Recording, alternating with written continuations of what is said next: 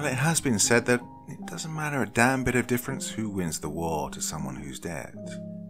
And in some case, it doesn't matter to those who are alive either. Time to sit back once again with your favorite drink and listen. I've been many things at different points in my life. I'm an 8-year veteran of the United States Marine Corps who served in the Gulf War.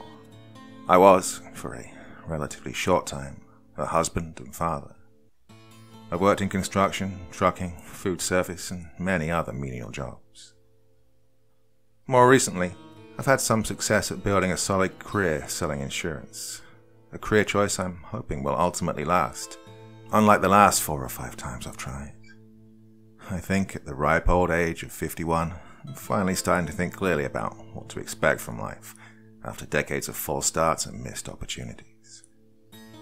I still struggle with depression and self-doubt about the failure of my marriage and how far I've drifted from my children, but I've gotten used to frequent disappointments in my life.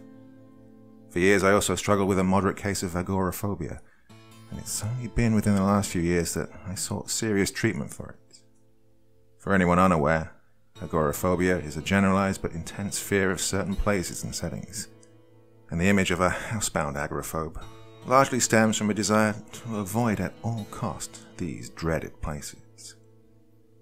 I was never fully housebound like many people with agoraphobia, as I instead simply tried to power through my fear and nascent panic wherever possible, at considerable cost in stress and anxiety. It was only after suffering a mild heart attack last year that I finally sought serious therapy for my condition, because the stress of ignoring it all these years is probably killing me. People with agoraphobia tend to experience this fear in specific environments that trigger feelings of vulnerability and dread. In my case, I'm terrified of wide open spaces, particularly in remote and isolated areas. I remember in the summer of '97, not long after I left the Marines, I took a road trip to Las Vegas from my home in Riverside, California. Interstate 15 runs right across the flat expanse of the Mojave Desert between these two cities. Throughout the trip, I had to stop 3 times to have a panic attack at the side of the road. Well, I guess this is why I've always preferred to live in crowded cities, and why I travel so little, despite the irresistible wanderlust of my youth. I've known for years what exactly triggered my development of agoraphobia, and you'd think knowing this would make it easier to work through it. I only wish it was that easy in my case. What I experienced in those dark days in March of 1991 is clear in my mind, even though I know on an intellectual level that everything that happened could not be possible. And this uncertainty has been a dark cloud over my mind ever since then. On one level, I know that my anxiety about what I saw is probably overblown, but I'm worrying about something of which I have no control, and that I can't even confirm is actually the truth. But on the other hand, I can't help but feel that I should be worried, that dismissing it would be like ignoring a speeding train when you're seconds away from being hit by it. When I began my therapy, I was told that writing and journaling my thoughts would be cathartic and relieve my anxieties. Well, I can't say for sure whether it will or won't, but putting it all on paper might help me answer a few of my own questions. Like I said before, I'm a veteran of the Marine Corps who served during the Gulf War of 1991. I enlisted in the Marines in the summer of '87 when I was 19 years old. I graduated the previous year and spent my first year after high school attending community college and working a menial job delivering pizzas. I had always intended to join the Marines, but as a promise to my parents, I gave the whole higher education experience a try before deciding for sure. Well, after a year of hitting the books and delivering one too many pizzas to former classmates, I was ready to make the plunge. I wasn't motivated by any sense of patriotic duty. I was never all that patriotic. But my own father had served in the Navy during Vietnam, and his stories about all the friends he had in the Navy and all the exotic places he'd been were what drove me. That, and maybe I watched a few too many war movies as a kid, including such classics as The Longest Day and Patton. The chance to make new friends, see the world, and experience true camaraderie was irresistible to a lonely young man who'd never been outside of the United States. Fast forward 3.5 years, and I'm part of a tank crew in Bravo Company, 1st Tank Battalion, US Marines, and we're posted in some remote desert camp in Saudi Arabia, just south of the Kuwaiti border, waiting with bated breath for the order to breach the border and drive Iraqi forces out of Kuwait. Our battalion of M60A1 Patton tanks had been waiting, coiled and ready to strike for 3 months, hearing distant shell fire from Iraqi artillery many kilometers ahead. That's right, we were still using Patton tanks when we went over the top in the Gulf. While the army was almost fully equipped with the latest and greatest Abrams tanks seen in all those pictures of the war, we were still making use of the last generation of tanks in the Marines. Anyone who's served in the Marines knows that when it comes to logistics and procurement, the Corps has always been like the red-headed stepchild of the family. So we just made do with what we had. But that's not a knock on the venerable M60 Patton tank. Despite the design being 30 years old by this point, it was still an excellent and fearsome fighting machine. Throughout the years, the design had also been continuously upgraded with new equipment to keep its performance well up to par with other modern main battle tanks. Our machine, which we'd affectionately nicknamed Hellhound, had received the standard suite of upgrades: advanced modern optics, a gun stabilizer, an explosive reactive armor package, the works. I'm glad to say that our crew had complete confidence in our tank. I can personally attest that our machine was more than up to the task of taking on any tank or armored vehicle the Iraqis had, like the T-55, T-62, or even the dreaded T-72. There were 4 men in our crew. I was the gunner, which in my admittedly biased opinion was the most important part of the crew. Our tank commander, TC for short, was a guy named Paul Hilaire, who was a few years older than me and a steady, competent professional. The loader was a squat, muscular guy named Gilbert Castro, who like me was from California, and the youngest. And our driver, Tim Laurie, who was rather highly strung but still managed a very dry sense of humor. We'd all trained together for 2 years at Camp Pendleton and later 29 Palms, and now that we sat on the brink of a real combat operation that we'd hoped for all that time, we were restless and impatient. Our isolated camp in the middle of the Arabian desert was at the literal ass end of nowhere, and being that we were so close to jumping off, we were confined there for several weeks. When Iraqi forces tried to invade Saudi Arabia and take the city of Khafji in January, we were on the edge of our seats, hoping we could finally see some real action. All these months we'd entertained dreams of racing forward across the desert like Rommel, taking the fight to the enemy, but we were disappointed when other units received that honor instead. It wasn't until late February that we finally got the order that we'd all been waiting for: to breach the border and cross into Kuwait to drive out the occupying Iraqi forces. I admit, I was more excited and thrilled than scared.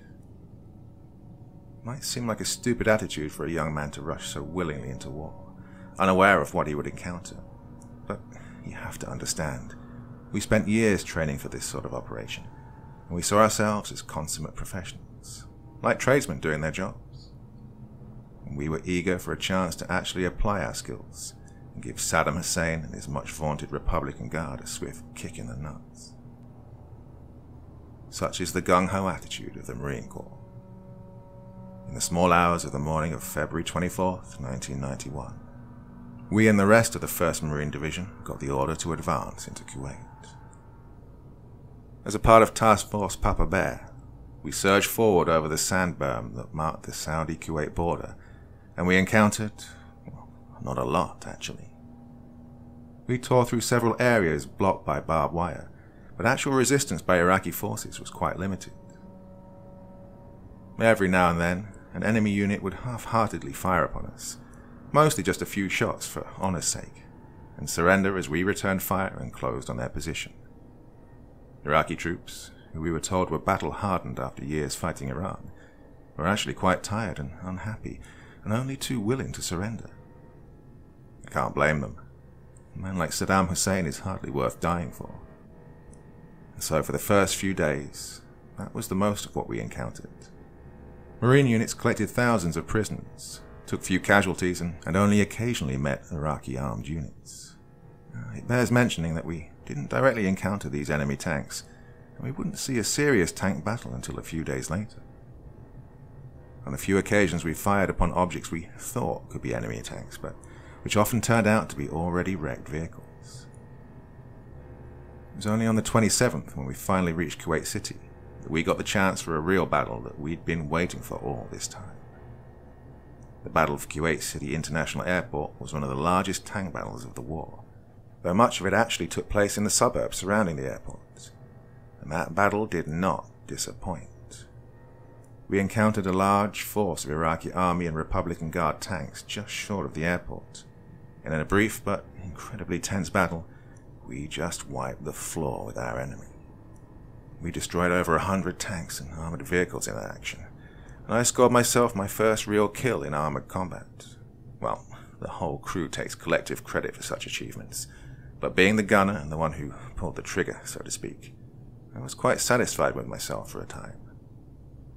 As we pushed forward, the TC spotted an Iraqi T-62 skulking behind a line of destroyed buildings, presumably trying to flank us, and I traversed the main gun and put him in my sights.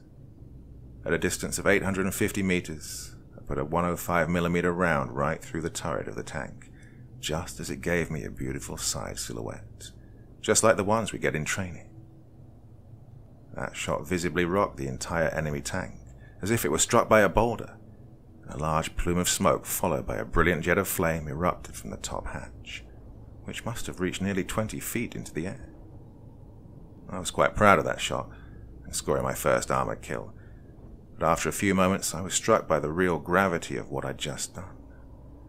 Despite the fierce kill-em-all attitude cultivated in us throughout our training, doing the actual deed is quite different. When you see an enemy tank, you tend to think of your enemy as being the machine itself, as if the human beings in the crew don't even exist. But when I came to the realization that my shot had probably just killed all 4 men in that tank, some may be hit by the shell itself or who were incinerated when the ammunition cooked off, I was struck by a strange feeling for several days afterwards. Even though the moral context of war would make my actions somewhat more explicable, couldn't help but feel that I'd committed something truly serious. After all, I'd ended 4 human lives with the pull of a trigger. Nobody escaped the flaming wreck of that T-62.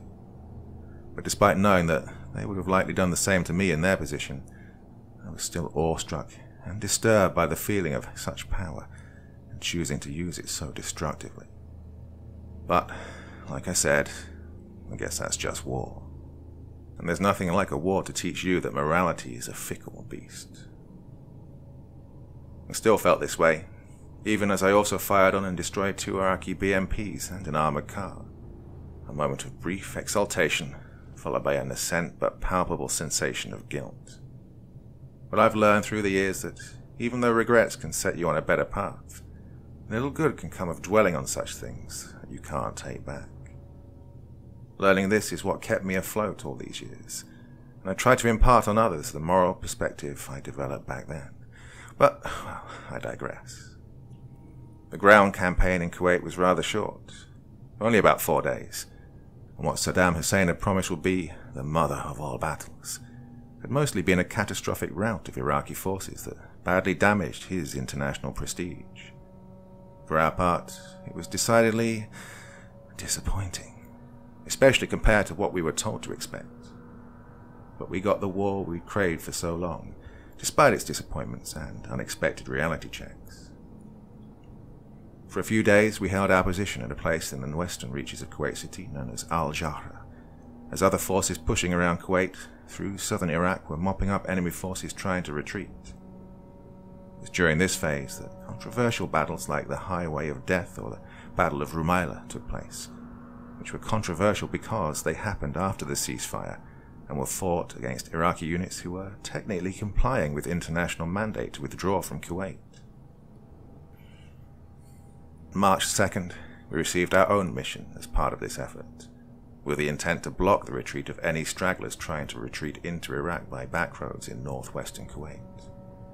We were to conduct a road march across the desert to take up a blocking position on a road that ran parallel to the Iraq-Kuwait border, where we would stop anybody trying to force their way through. The blocking position we were meant to assume was actually over the border, inside Iraq itself, although this wasn't strictly unusual, as other coalition units were also well inside Iraq.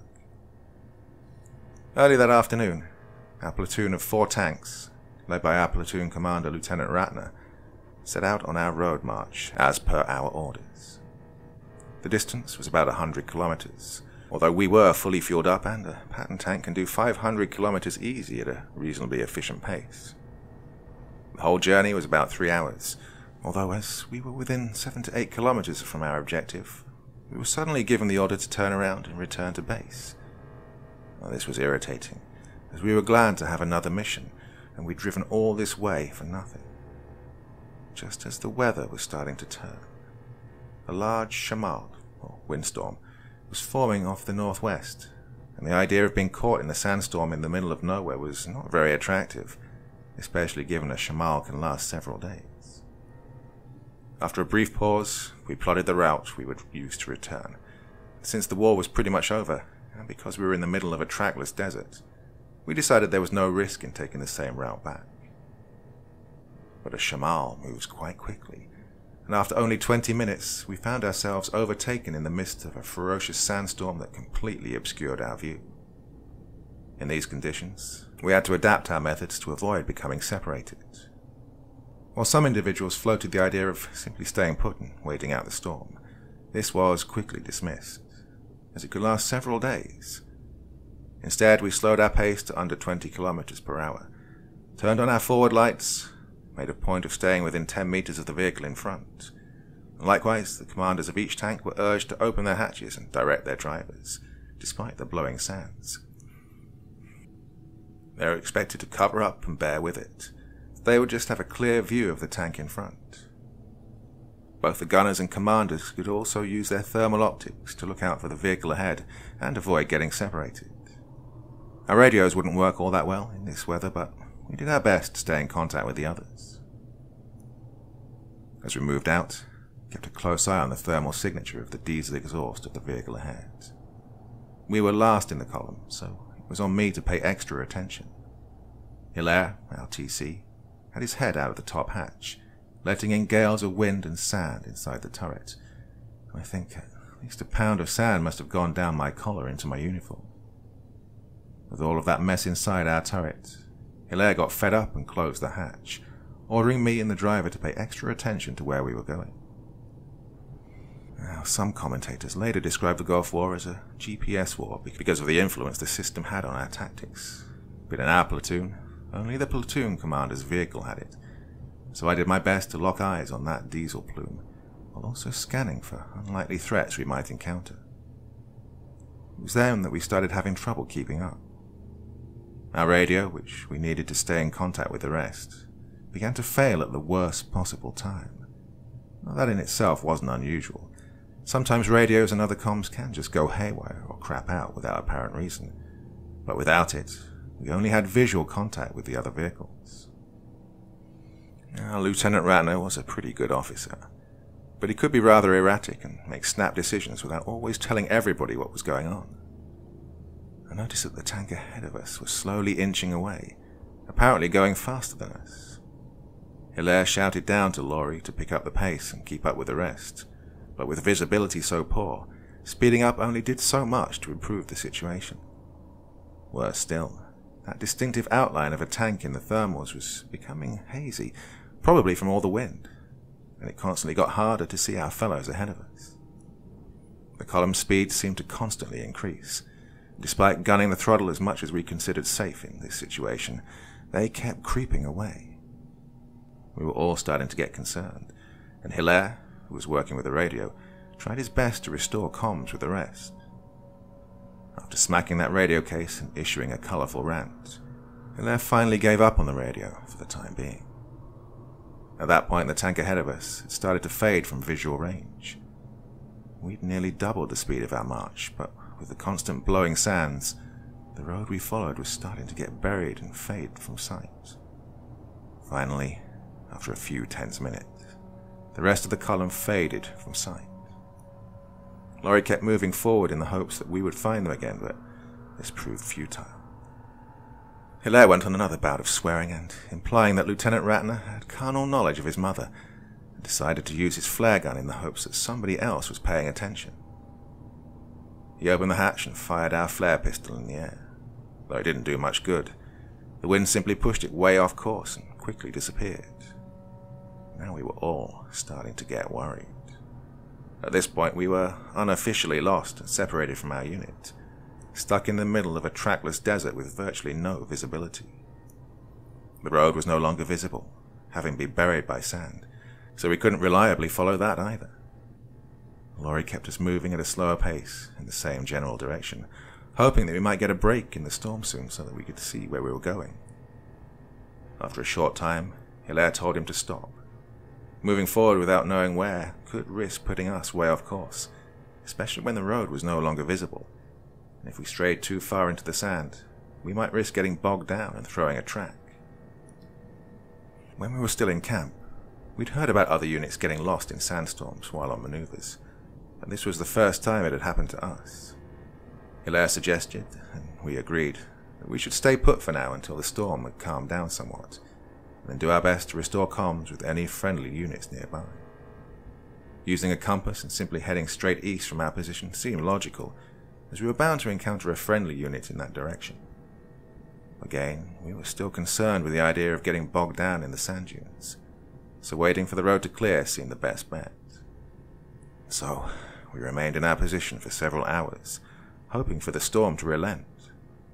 But evening was falling, and the storm not only seemed as strong as ever, but seemed even to get worse. Pushing through a sandstorm in the daylight was difficult, and doing it at night seemed out of the question. We made the decision to remain there for the evening, a rather unpopular one, as this pointless aborted mission had gone on far too long at this point, but we apparently had no other choice.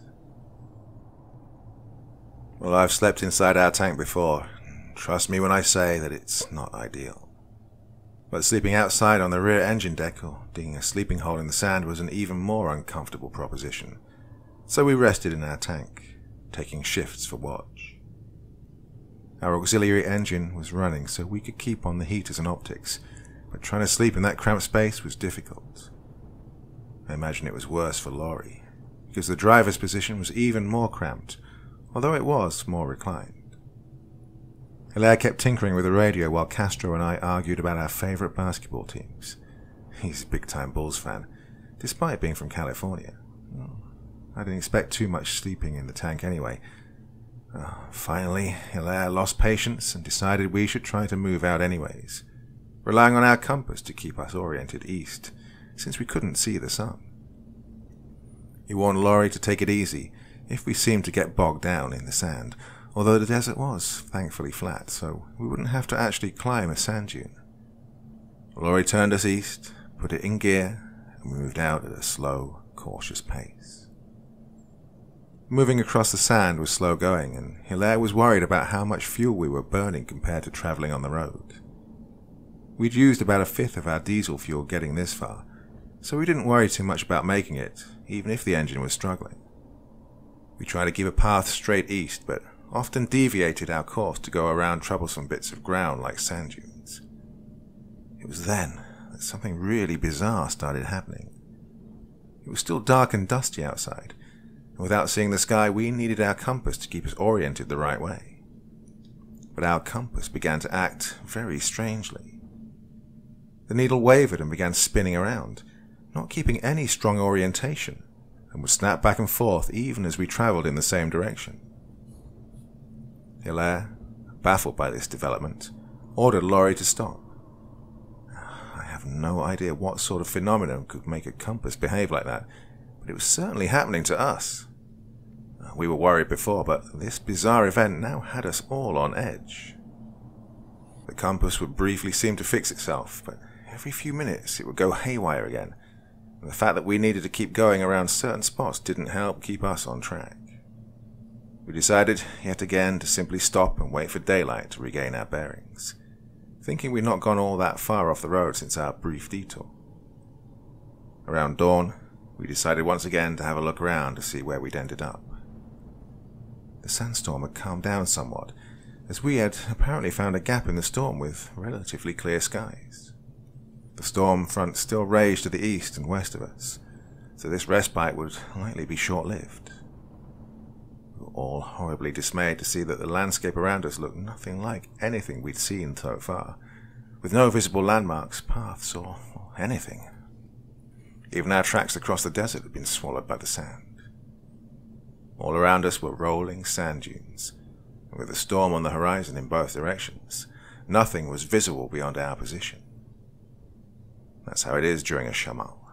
Millions of tons of sand being kicked up in the air and deposited elsewhere, seeming to move entire hills across the wastes. This is what had apparently happened to us. Our surroundings had almost completely changed, and in the middle of a trackless desert, that was a dangerous situation. Now that it was the next morning, our absence and lack of communication would surely have been noticed by Company Commander. Well, we reasoned that a search effort would likely have been underway by this point. This assumption made us feel better, even though our radio was still not working. Likewise, with Coalition aircraft being highly active in this region, we thought we could be spotted by a passing plane who would relay our position to friendly units in the area. But, well, this optimism wouldn't last. The storm was starting to pick up again, with the walls of sand closing in on us and no aircraft were becoming visible. That was extremely odd to us. Throughout the campaign, there was a constant stream of fighters and bombers overhead at all hours, striking positions throughout Kuwait and Iraq. And we'd seen plenty as we'd set out on this very mission. Perhaps, we thought, they were grounded because of the weather, and once the shamal had passed, they might have a better time finding us. But the shamal could last days, and it might be longer to find us in our new position, well off the beaten path. We all got out of the tank, hoping to stretch our legs, relieve ourselves, and maybe spot a gap in the storm that we could exploit. I'd gone off to take a piss, even though it was still quite windy, while Hilaire had stayed back in the tank, having it out with the radio again. I was on my way back to the tank, incredibly ticked off because the wind had caused me to get piss all over the front of my uniform, when I heard Hilaire and Castro shouting excitedly. According to them, the radio was working again, which was a major relief. We all rushed back to the tank, confident that we just found a way out of this mess, and we all crowded inside the turret to see what was going on. Hilaire was fiddling with the radio set, adjusting the band and trying to get a clean signal. He stopped when something sounding like a voice came over the speaker. But it was a deep, muffled, static-filled voice with unintelligible words. But the rhythm and cadence definitely sounded like a person talking. This continued for several minutes as we watched with bated breath while Hilaire fiddled with the knobs, with no apparent effect. That deep, muffled speech just continued with short pauses, when Laurie pointed out that the words were repeating. It was just the same unintelligible phonemes in a sequence about 20 seconds long. That paused briefly before playing the same message, if it could be called a message. We were all stunned by this unexpected turn, and no matter how much Hilaire fiddled with the knobs, the sounds on the radio stayed exactly the same. Finally, after about 5 minutes, the signal simply cut out in the middle of the sequence, leaving only a low whisper of static. My heart sank into my stomach as I realized we were now again cut off from all communication from the outside world. But we all wondered out loud what signal we had gotten over the radio. Hilaire had changed to every frequency and band, and still that same unintelligible speech over and over again. Laurie speculated that the signal might have been a pre-recorded message, like a narrate warning, that we'd picked up by accident. Well, we couldn't tell what was being said, so it could have been in a different language. I told him that the words didn't sound like Arabic, and the voice seemed to be too deep to be human, like it was a computer or something. Near as we could figure, it might have been chatter from another coalition unit that spoke a different language, like the French. But at this point, we were just spitballing. The fact was, the radio signal had cut out and couldn't be reacquired, nor could any other signal be picked up, so the radio was back to being pretty much useless. It was at least able to turn on, which it hadn't done the previous day. All there was left to do was go back to our original plan of heading east, all the way to the Persian Gulf if necessary, and hoped that friendly units could help us out. Being surrounded by sand dunes now complicated that, as we'd now have a hard time of getting across them in whichever direction we went. We couldn't even say exactly where we were, because the landscape all around us had completely changed. But wandering the desert seemed better than staying put and dying of thirst, and even though we had a fair amount of rations and water, camping out in this place wasn't very appealing. The storm was still going, and now starting to close in, the sky getting hazier by the minute. We remounted our tank, set out again, and hoped that our eastward drive would come to fruition. Getting out of the dunes was as difficult as we'd feared, and we all sat on the edge of the seats, listening to the engine roar, hoping desperately that the dreaded sound of a track being thrown wouldn't come. Finally, it seemed that we crested the hill and were moving down, when we saw that the dunes continued in that direction for miles. Hilaire was now starting to get seriously concerned about our fuel consumption. We had 4/5 of the tank left when we first turned back, but now we only had 3/5 left, even though we'd only gone a fraction of the distance across the desert. The effort to climb up those dunes had taken a lot of fuel, and now with sand dunes in every direction, and the sandstorm picking up again, we were all starting to despair. Hilaire remained cool, and ordered Laurie not to climb up any more hills, and just stick to the low ground between them. Castro, however, was starting to get agitated. He was not quite yet 20 years old, and in his short life, he'd probably never been in a situation as bad as ours. He was starting to pester Hilaire and question him about where we were going. Did we have enough fuel? Are we sure this was the right way? And so on. Finally, Hilaire snapped at him to calm down, and Castro retreated into himself, sulking. After a few hours, the engine started to overheat from the exertion, and we stopped to give it a chance to cool down. The storm had slacked off again, and we all dismounted to do a maintenance check and scout around for a potential path. Hilaire decided to clean out the air filter while the engine was cooling off. Laurie and I checked the track tension, and Castro was sent out to scout across the top of a sand dune for a way out. We'd gone far enough that the desert had flattened out a bit, with much more space in between the hills, and we took this as a good sign. Still, fuel was now a concern, and lacking any landmarks, we couldn't tell how much further we needed to go. Castro returned from his scouting mission, saying that there were still no landmarks, but the ground to the south was much flatter and probably easier to get across. Laurie and I went back to our work, thinking Castro would just mill around until we remounted. A few minutes later, we looked up to see that Castro had wandered off. He had one of the weapons issued to our crew, a Colt Commando, and we were worried what he might have gotten himself into. I climbed a hill to the west to get a view around to find him, and I saw him cautiously walking west, rifle in hand, as if he expected a threat. He was probably about 100 meters away, scanning the horizon, and didn't respond when I shouted his name. I ran out after him and caught up with him before he got too far, but he still didn't respond even when I came up next to him. He was absolutely fixated on some point in the distance that I couldn't recognize, and I practically had to shake him to get his attention. He acted like a man coming out of a trance. When I asked him what the hell he was doing, he answered, "Nothing. I didn't see nothing." Almost as if I were accusing him of something. He abruptly turned around, slinging his rifle, and briskly walked back in the direction of the tank. I was baffled by this strange behavior, especially from a man like Castro, who wasn't much more than a kid. Well, I chalked it up to the stress of the situation, but I still resolved to tell Hilaire about it, in case something escalated. I returned to the tank shortly after Castro and saw that Hilaire was still working on the engine and nursing some skinned knuckles. The engine had finally cooled down, but he said that the coolant was starting to pick up sand, which could clog the whole system. Unless we jerry-rigged some kind of water filter, we'd just have to deal with it and watch the engine temperature more carefully.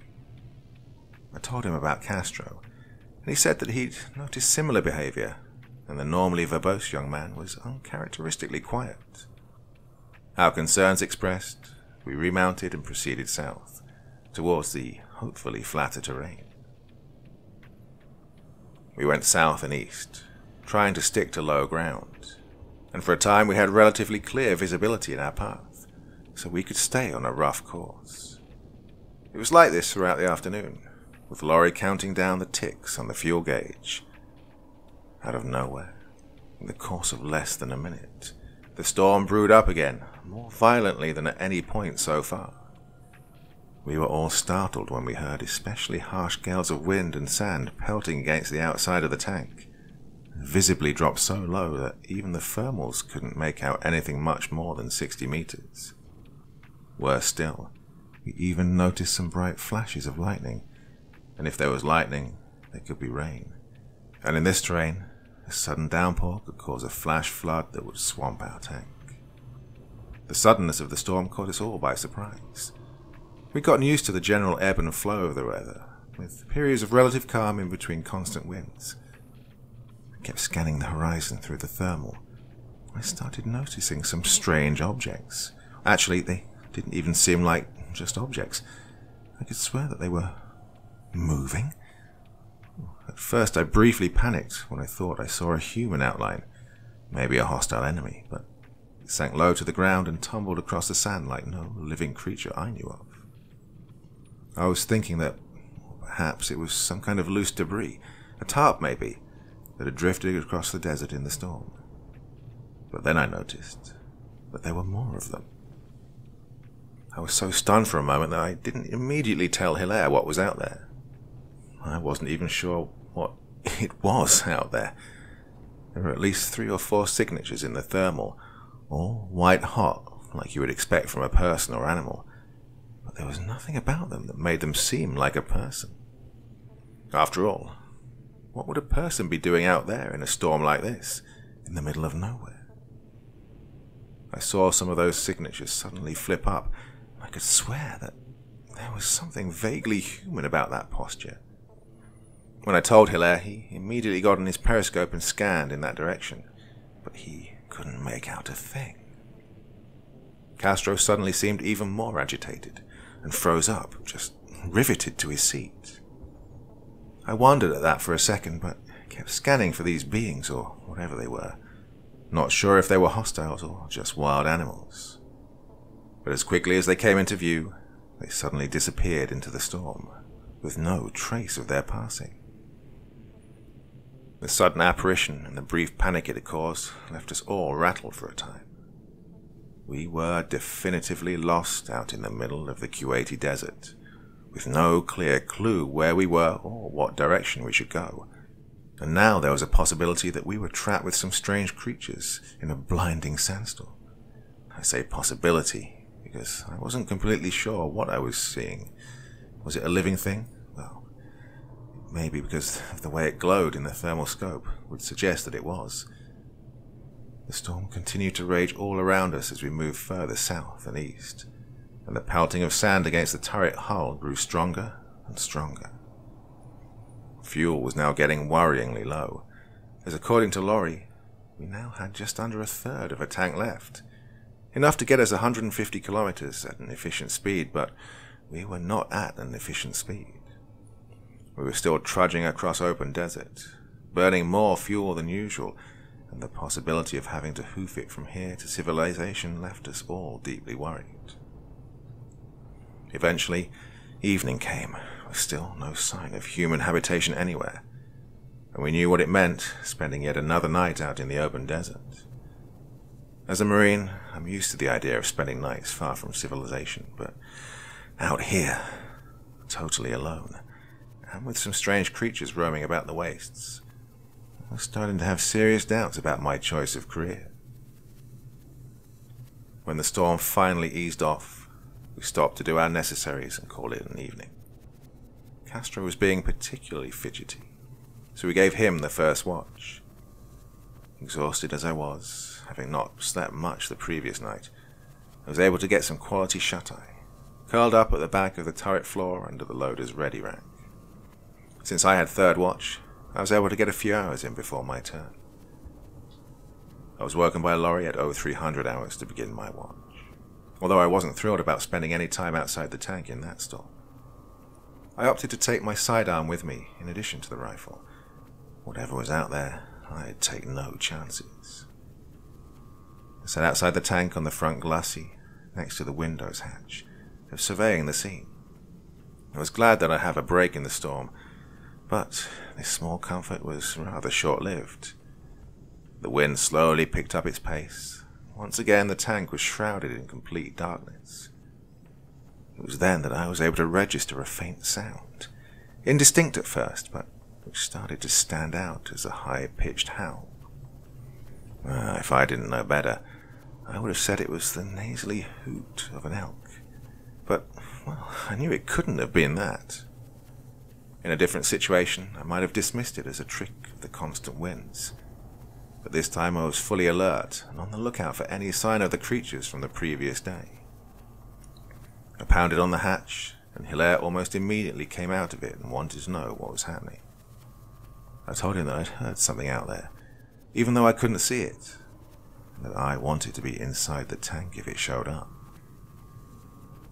We both climbed back into the tank, and I immediately got my position and scanned the horizon for anything. But to my disappointment, the thermal optic was on the fritz, and everything appeared hazy and dim. But even so, I could make out something in the distance. I was just about shitting bricks at this point, convinced that these were the creatures I'd seen yesterday. And even though I couldn't prove they were hostile, I just felt it. The storm was making it difficult to see, but I recognized those forms, and I was sure they were getting closer. That howl was now slightly audible inside the tank, and everybody was on alert. We'd done numerous close combat drills before, practicing scenarios where enemy troops got in close enough to our vehicle that we couldn't use the main weapons against them. But even our practiced minds couldn't fathom just what kind of threat we faced. We stayed absolutely silent inside the tank for several minutes, trying to discern the howls from the ceaseless gales outside. The howling ceased abruptly, and Castro, who'd gone white with fear, suddenly jerked up from his seat. Through the turret wall behind him, we could make out a faint scratching noise, like the pawing of an animal. We were so riveted by this that we were caught off guard by the harsh thunk on the turret behind me. I jumped at this and nearly brained myself on the turret roof, and a few seconds later, I could swear I heard something like laughter. It was a thin and sibilant sound, not human at all, high-pitched and sinister. Then we heard a skittering sound across the roof of the turret, like a large creature scuttling across it, and Hilaire tried to look through the cupola to see what it was, but nothing was there. The scratching sound became more insistent, and now the pattering was happening across the entire outer surface of the turret, and sharp, screeching sounds came from the front, right over the port for the gunner's sight. Castro, who was fighting panic this entire time, finally lost it and began pounding on the turret walls, screaming and cursing, demanding whatever was outside to leave us alone. At first we were about to smack him and make him be quiet, but his outburst gave way to a moment of silence around the tank. When the attacks resumed, we all took Castro's cue and started banging on the walls, shouting and swearing, giving our best war faces, trying to scare off the hostiles. Finally, they gave up their attack and ceased their scratching and banging on the outside. But as they made their retreat, I once again heard that horrible, sinister laugh, fading into the night. Morning came with all of us completely drained. The attack during the evening had left us all shaken, and now, more than ever, we felt the urgency of our situation. We all wanted to leave this area immediately, and Hilaire agreed with us, but the situation did not improve. We kept rolling onwards in the same direction for about an hour, when Hilaire suddenly ordered us to stop. None of us saw any reason for the delay, but we weren't stopped for a second before he jumped out through his hatch and strode in front of the tank. We all followed his lead, not knowing just what he had in mind. We caught up with him to see he was holding his head in his hands, growling, "No, no," to himself. We asked what was wrong, and he rounded on us, pointed out that it was impossible for us to have gone so far and not arrived anywhere near civilization. We'd travelled well over 100 kilometers since getting lost, but in all that time we hadn't seen or discovered anything. There should have at least been a road or trail somewhere, or a village or hamlet. There should have been aircraft overhead, and even though we were lost, some kind of search effort must have been underway. But we'd neither seen nor encountered anything but endless hills of sand. He cursed himself for his decision to go off the main road when we first got separated from the column, saying we should have stayed put and waited for a break in the storm. But, well, he was right about one thing. We should definitely have encountered something by now, just by the sheer distance we'd travelled. Kuwait is a small country. It seemed impossible that we should be so hopelessly lost when we knew where we started from and how far we needed to go. All we'd seen since then was nothing but rolling sand dunes that always seemed to be in a different place when you looked out at them. Our fuel was now perilously low, only about a quarter of a tank, and a day's worth of travel had gotten us nowhere. God, had we wandered out into the desert even farther than we thought? We knew that heading east, even with a moderate deviation to the south, should have gotten us to some place that we could recognize. But there was nothing but desert in all directions, and no sign whatsoever of human civilization anywhere in all that time. Unless Kuwait had magically gotten twice as large in the span of 2 days, this could not have happened. Hilaire was almost despondent, and seeing him start to lose it had a serious effect on us. All this time Laurie was observing the horizon, which had now mostly cleared as the shamal finally died down after all this time. He called out to us while we listened to Hilaire, and we saw that he was pointing to some spot on the horizon that we couldn't make out at first, but he was insistent and kept pointing towards what he called a tower, and after a minute I saw just what he was pointing at. Far in the distance off to the west, I could faintly see a grey object, a tower like he described, and I could see that it actually glittered slightly in the sunlight. It was quite tall in the distance from where we stood, hardly poking out above the hills, but it seemed attainable, and it most definitely was not a mirage. But it was to the west, deeper into the desert, in the complete opposite direction we'd resolved to go.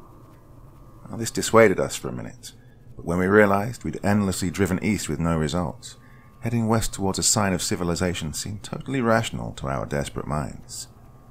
All at once our spirits lifted tremendously, and we decided then and there that we would turn west, making a dash towards the only sign of humanity we'd seen in days. Fuel reserves be damned. Castro, however, did not seem all that pleased. I thought he'd be the most excited by this news, given that he was under serious strain from our situation, but he was actually quite muted. We told him that our new path led west, and assented to this without any comment or complaint. But the rest of us were jubilant, thinking that the end of our ordeal was in sight, and we gave little thought to what we would actually find there. We mounted our machine and turned it west, into the direction of this heavenly sign to a group of stranded and desperate men. We took a much quicker pace than we had in days, only loosely paying attention to our remaining fuel. Our tank surged across those hated desert sands, and even as the weather yet again took a turn for the worse, we felt unstoppable. The shamar we thought had died out picked up with a vengeance, though, and once again we were nearly blinded by that curtain of sand and grit. We kept that shining tower in our sight the whole way. As if rising to the challenge, the storm grew ever worse, and soon our visibility was nearly gone, but we still had our bearings. Through the thermal I observed the horizon for this tower, catching faint streaks of heat in the direction we were going, convinced that this was our destination. At this point Hilaire once again began working on the radio, and after days of inactivity, that voice recording once again filled the speaker. It was muffled and filled with static, and no more intelligible, but it was a stronger and clearer signal than before.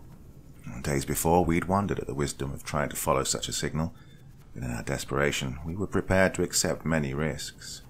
Indeed, it seemed as if the source of this mysterious signal was coming from this tower, that we'd spotted in the distance, as the signal came in clearer and clearer as we kept going. I thought we must have been very close when the violence of the storm suddenly became worse, and the pattering on the outside of the turret gave a sign of what we'd feared most: rain. We were in one of the driest places on Earth, and we had somehow stumbled into a goddamn rainstorm. I suppose it was possible that Shamal could bring in scattered rain clouds that hung over the desert, but this seemed like an unfathomable stroke of bad luck. But still, we pushed on, hoping that our mad dash would bring us to our destination before the worst of it took hold. Our desperate hopes proved fruitless as we came upon a distinctive sight of a torrent of water rolling across the sand. A flash flood, brought on by this rain. For a vehicle as large and heavy as a Patton tank, a flash flood might not seem that dangerous, but we were driving over soft, porous sand, and there was no telling just how deep this stream could be or if the ground beneath would hold out. Hilaire was unimpressed by this obstacle, and seeing we were so close to our goal, he made a snap decision to just forge ahead through the flood, hoping that speed and weight would keep us upright. At Hilaire's signal, Laurie gunned the throttle and drove forward into the mud and muck of the flash flood. The tank noticeably sank into the ground, but we still managed to keep moving forward. But this momentum was slowly fading. As we made to within a few meters of the other side, the tank started getting bogged down in the waterlogged sand. Laurie kept at it, pushing the engine harder and harder, and the old hellhound managed to slowly inch forward. After a few tense minutes that seemed like hours, we finally reached the other side, but it was still not over. The rear of the tank was still in the stream, and just as the rear made it up to the bank, we heard the dreaded clunk, clunk of a track being thrown. Despite lurching onto more solid ground at the last second, Laurie had still placed too much stress on it, and it had simply bunched up and rolled off. We all got out to examine the damage, our once high spirits now crushed, and thought it would take hours of work to get the track back in place. Hours spent out in this horrible storm, even when we were so close to our destination. Hilaire wanted us to focus on getting the tank back in order, but Castro and Laurie both floated the idea of simply pushing ahead on foot, hoping that we were close enough to reach our destination without transport. Hilaire aggressively vetoed this idea, saying that leaving our machine behind was not an option, especially since all of our weapons were still operational. Following his suggestion, we all gathered inside of the tank to begin the arduous task of getting the track back on the road wheels. All this time the storm had kept up its constant assault, and even face wrapping and goggles could only do so much against the high-speed barrage of sand.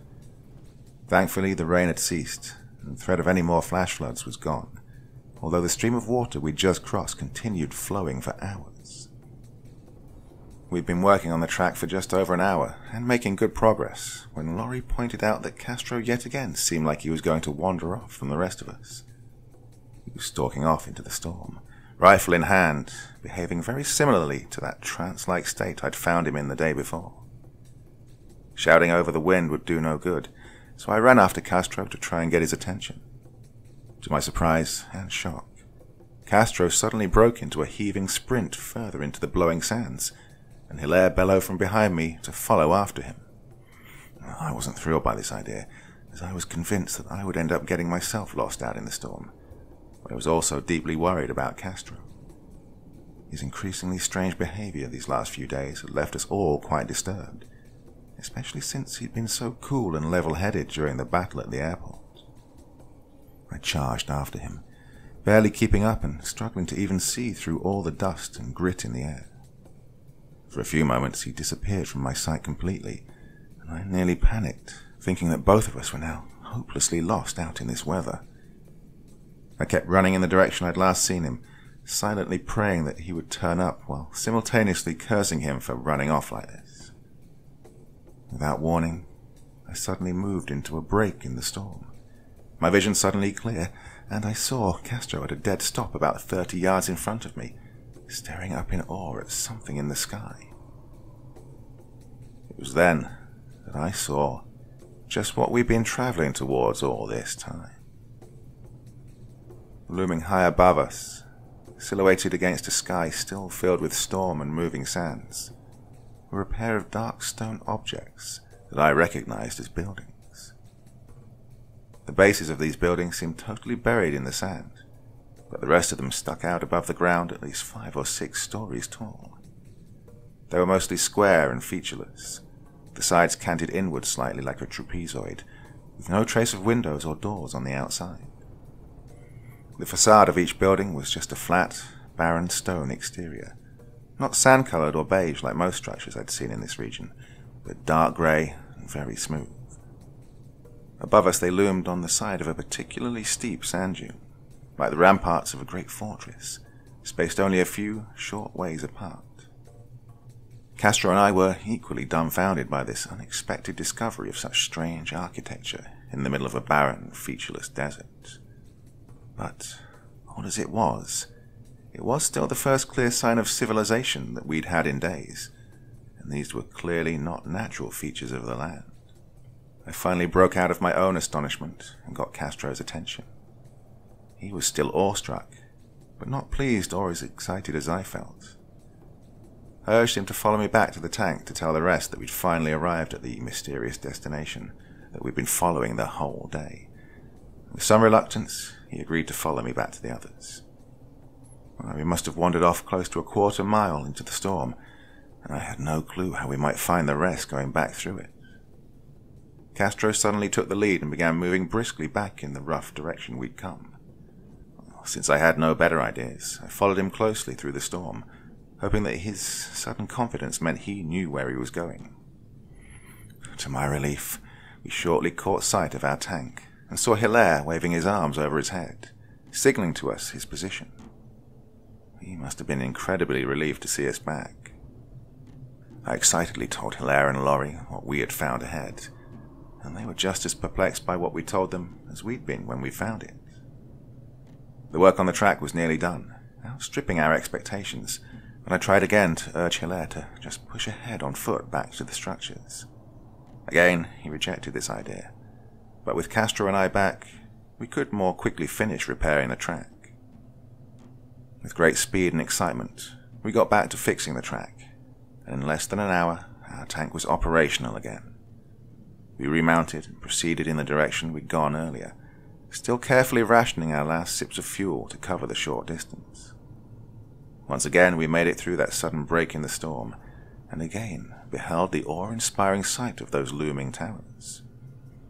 We knew we likely couldn't get the tank up that steep hill, so we circled around the base of it, our eyes fixed upwards to survey the perimeter of this bizarre settlement that we'd found so far out into the desert. As we drove around, we saw that there were other structures around the top of the hill, extremely similar to the first two, spaced evenly apart. Between two of them, we finally found a relatively manageable slope leading up to the crest of the hill, and cautiously we moved up this path, alert for whatever we may find in this strange and remote place. We reached the top of the slope and moved down slowly between the two structures, nervously eyeing the upper reaches for any possible sign of trouble. We passed between the towers and came into a flat, empty area surrounded on all sides by these strange buildings, an area that seemed strangely like a plaza of some sort. And in the center of this plaza was the glittering tower we'd spotted in the distance hours before. It was an enormous, steel-grey obelisk that must have been 100 meters tall or more, built out of smooth and polished stone that still shone slightly in the dim sky. But despite these obvious signs of civilization, there was no trace of human life any place around the whole area.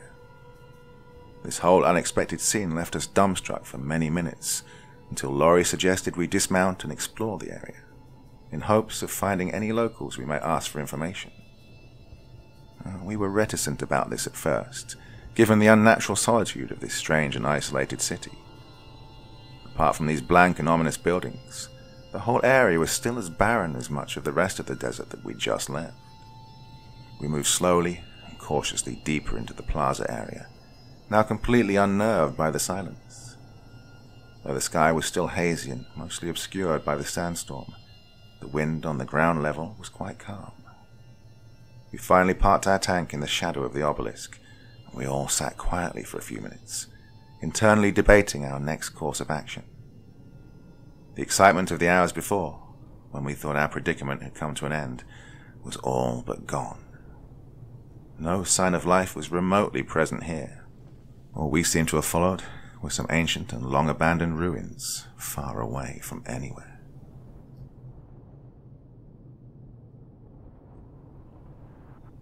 After a few quiet minutes, Hilaire ordered us all to dismount and survey the perimeter for any signs of life. With reluctance, we all climbed out and had a good look at our surroundings. The buildings, particularly that obelisk, were even more impressive and ominous up close and personal. We explored all around the base of the obelisk, and on the other side from where we parked, we saw yet another strange structure that escaped our notice before. It was a large ziggurat, mostly covered by sand, set in a low depression in the ground, like something sitting in the base of a bowl. But this wasn't like any normal ziggurat I'd learned about in my 6th grade history class. This one had rounded edges on each successive tier, and each tier was not flat but slightly inclined upwards. Unlike the other structures, this ziggurat was fairly squat and wide, though still very tall compared to the others, and the stones that made up the outside were a dark rusty red colour, almost like brick, but completely smooth and without seams. At its base was an arched opening with a high peak, blending seamlessly into the smooth exterior. Being in a depression in the ground, the top of the ziggurat was still lower than the other buildings, but up close we could see that it was at least as tall as all the others. Entranced as we were by this unusual scene, we still couldn't deny that we were in a similarly dismal situation as before. We were still stranded far out into the desert, and now we had too little fuel left to go anywhere else, and the hopeful signs of human habitation had turned out to be totally lifeless and abandoned. The best we could claim is that we now had a recognizable landmark, but without fuel or other transportation, navigating according to this landmark would have been useless. The buildings might provide better shelter from the sandstorms, so we could still hope to wait out the Shamal and try signaling to passing aircraft. This, of course, was assuming that aircraft were momentarily grounded by the storm. We still had plenty of MREs and fresh water, as well as a mostly stocked survival pack with medical supplies and tents, so if needed we could last in this spot for a week or more. But none of us were excited about that. But there was no alternative. We'd used much of what remained of our fuel getting here, and driving back out into the desert would have been worse than useless. However, being at a distinct landmark in a featureless desert could make it easy to find us from the air, so for the time being, that was the obvious choice. For the rest of the day we explored the whole site, examining the buildings for any clue of recent human activity. Many of the buildings on the perimeter were still inaccessible, their entrances presumably buried beneath the sand, and only 3 had usable openings. The insides of these structures were strange and fascinating, but disappointing as far as survival was concerned. Like the exteriors, their interiors were largely barren, consisting of a single cavernous chamber whose ceiling was many meters above our heads. Strangely, the insides were reasonably well lit, even though there were no windows or obvious sources of illumination. Looking up, we saw that there was a shallow dome protruding from the ceiling that seemed to be composed of a highly polished metal that appeared to be brass or even gold. The dome was highly reflective, and though its surface was totally opaque, there seemed to be a mesmerizing amber glow that seemed to reflect from within it. This feature was repeated in identical fashion in the other outer buildings we accessed, and it struck us that such a building didn't seem like it was meant for humans to dwell in. What could this building even be for? It had no furnishings like tables or places to sit. Higher up there were ledges that stuck out from the wall, but with no clear place to climb up to reach them. These bizarre identical buildings seemed to have no obvious function, and in fact didn't even seem like they were meant for human beings at all.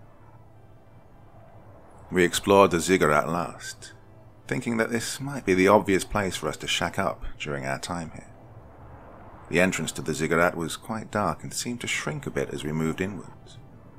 It led into a similar open chamber as the last buildings, but this one was almost in the shape of a globe, with the walls and ceiling being a cavernous dome and the floor being a bowl-shaped depression similar to the one the ziggurat rested in. In the centre was a trapezoidal mound with rounded edges, perhaps 6 feet tall and similar dimensions wide and long. Like the others, the chamber was illuminated by some unseen source, but with a soft greenish blue light instead. The ground in the depression was especially bright, as if cast in the harsh glow of a spotlight, but from no visible source. The surface inside the dome was noticeably less smooth, but on closer examination, we could see that it was because it was absolutely covered in strange drawings and hieroglyphics etched into the stone. These markings were so bizarre that we could hardly decipher their meaning. Some of the drawings were more legible. The drawings clearly showed crude human shapes, but not much more than stick figures. They were clearly meant to represent humans, though. The drawings showed many vaguely recognizable scenes, like people gathering around what I assume was a campfire, and another appeared to show a battle of some sort. But this battle scene was where things got strange. On one side was what were clearly human shapes, gathered with spears and other weapons, but the other side was composed of something that didn't even resemble a human being. It appeared to have 2 arms, but instead of legs it had a cluster of flat, wide appendages that were splayed out almost like knives. Altogether, these strange legs formed a wide fan, like a bird spreading its wings. The head was also oddly shaped, with a pear-shaped base and a wide crescent perched on top. From this head were etched lines pointing towards the humans on the other side, like some kind of ray or emanation. Further down was another drawing with human figures arranged in a sequence. The sequence started with a typical drawing of a human figure. A further drawing showed human figures with increasingly long limbs, while at the same time they adopted a more hunched gait, more like a gorilla or a chimpanzee than a man. Above the sequence was a figure of the non-human creature from the previous battle drawing, hovering above the sequence as if it were observing it. What was most odd about this sequence is that it appeared to go right to left, with a normal man at the logical beginning of the sequence, and the long-limbed creatures further down towards the end of the sequence. But these disturbing drawings weren't our main focus for now. When we finished our explorations, it was nearing darkness and about time for us to set up camp. The storm outside, which had previously been so calm around this strange city, was now increasing in force. But strangely, the wind didn't feel like it carried the familiar abrasive sand. Now it appeared more like a very fine dust, almost like smoke, with only a few grains of sand mixed in. Laurie mounted the tank and drove it around to the front above the ziggurat so that we could clearly see it from the entrance. In another situation, it would have been more appropriate to camp near our tank, but with such crappy weather and a spacious shelter so close at hand, we decided to make our camp inside the ziggurat. To avoid the brightness inside, we camped in the middle of the entrance tunnel, sheltered from the wind but with a clear line of sight up to the tank. Our guard was relatively low as we bedded down for the night, but we all kept our rifles and sidearms with us at our sides. Since there was no sign of human life in the area, and because we were so isolated, we didn't really expect visitors. But at the back of my mind, I clearly remembered the previous night when we'd come under attack from these creatures roaming through the sandstorm. We weren't really all that far away from where it had happened, and as darkness fell, I felt my heart sink, desperately fearing that those creatures might have followed us. I volunteered for first watch, not wanting to take any chances, and for 2 hours I sat on watch, ruminating on our situation. I thought mostly about those creatures. They'd descended upon us the previous night in the middle of the storm, as if it didn't bother them. Clearly they had no trouble moving in the storm, and had even managed to follow us for a few days before their attack. But they couldn't just live out in the empty desert, could they? Didn't they need some kind of shelter as they roamed the sand dunes? Maybe they burrowed into the ground or hid under rocks like scorpions. If burrowed, maybe there were whole underground colonies of them out there, lurking under every dune or canyon wall. Well, maybe they sought shelter in other places. Maybe even a place like this. Hilaire had the second watch, and I woke him after I'd finished mine. I almost didn't want to end my watch, trusting nobody else to hear what I heard or see what I saw. I could have let Hilaire sleep and continued on my own sleepless vigil. He could certainly use the sleep after the last few days we'd had. But at the appointed time, I woke him anyway, still nursing vague hopes of sleeping through any of this. Castro, who'd been on the edge for 3 days straight, was now sleeping like the dead. So if he could do it, I suppose we all could as well. As I closed my eyes, I kept thinking about whether or not we really were alone out here. Hilaire took up his post without complaint and reassured me that he would keep a sharp lookout. He must have known what I was thinking. But as I drifted off to sleep, I could swear I heard through my dreamless haze that distinctive high-pitched howling in the far distance, echoing slightly through the entrance of the ziggurat.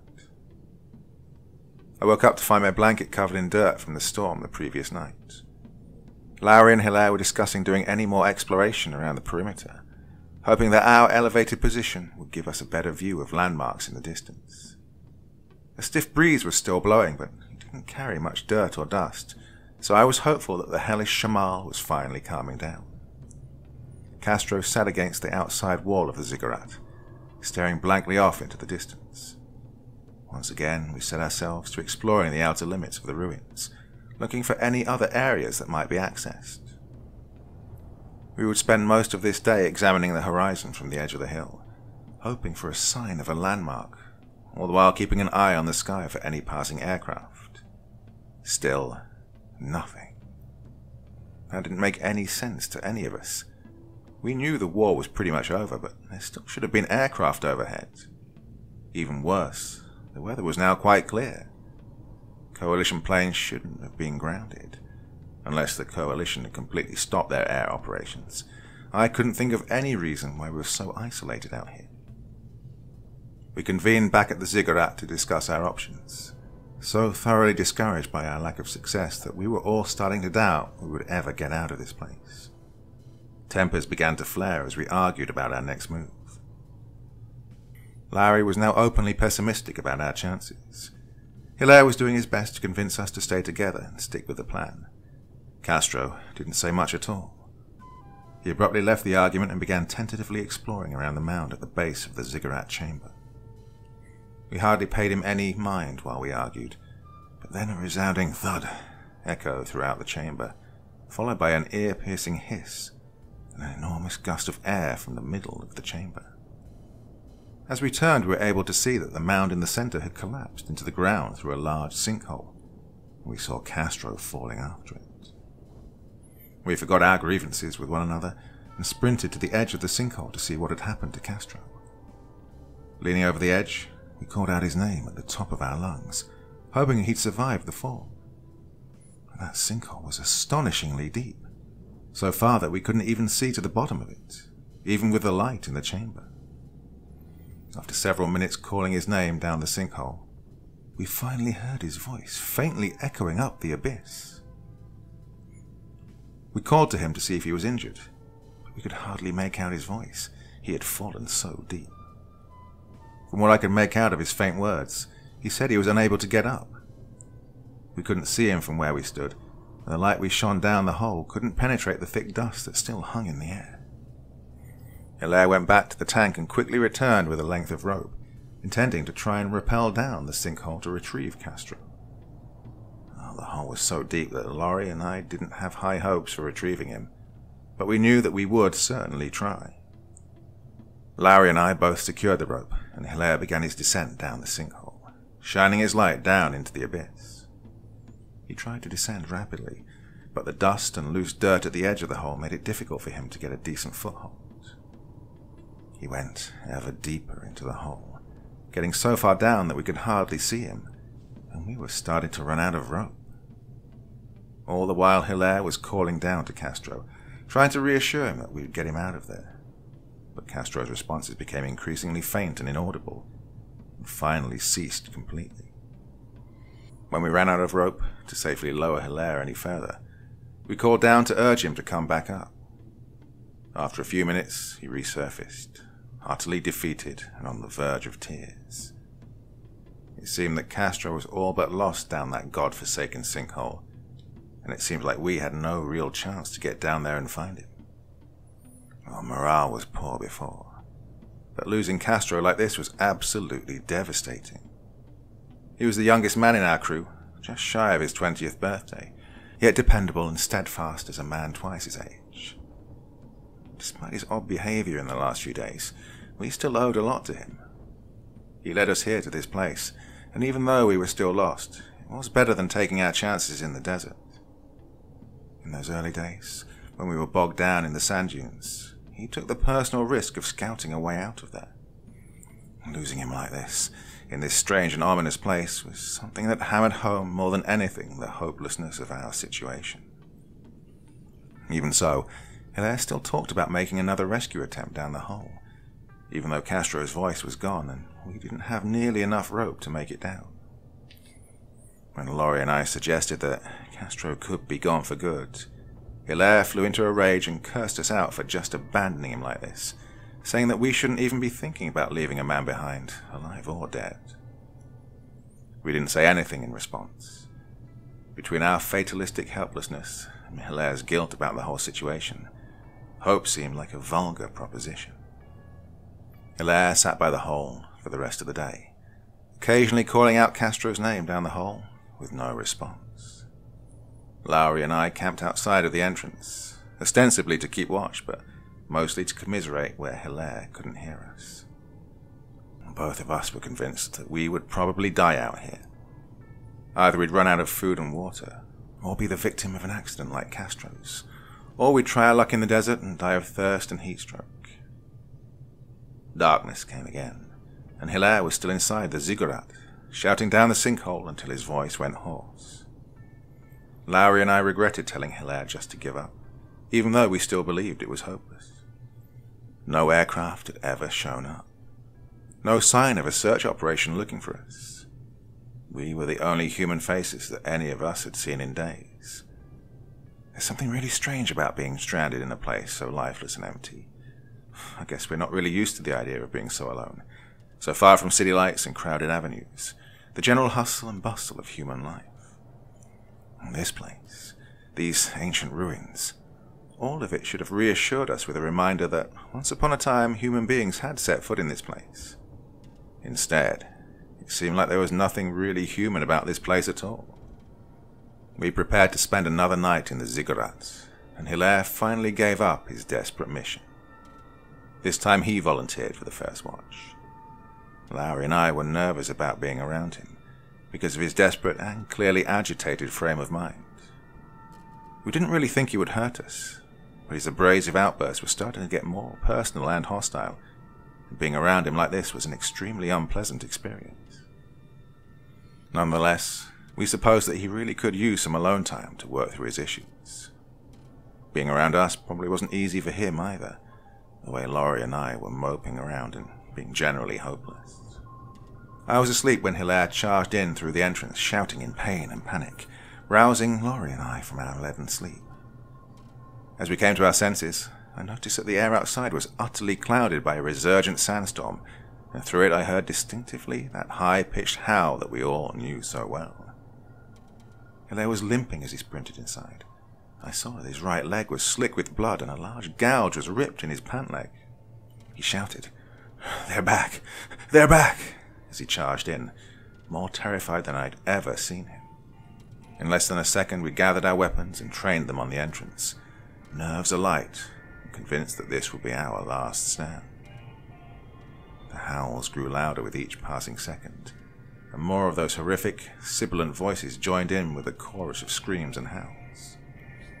For several seconds we focused on the wall of airborne sand blowing across the entrance, knowing at any second that something could come storming in with great numbers. When the shadow became visible through the storm, one of us must have panicked and opened fire through the entrance, the report of gunfire nearly deafening us in the confined space.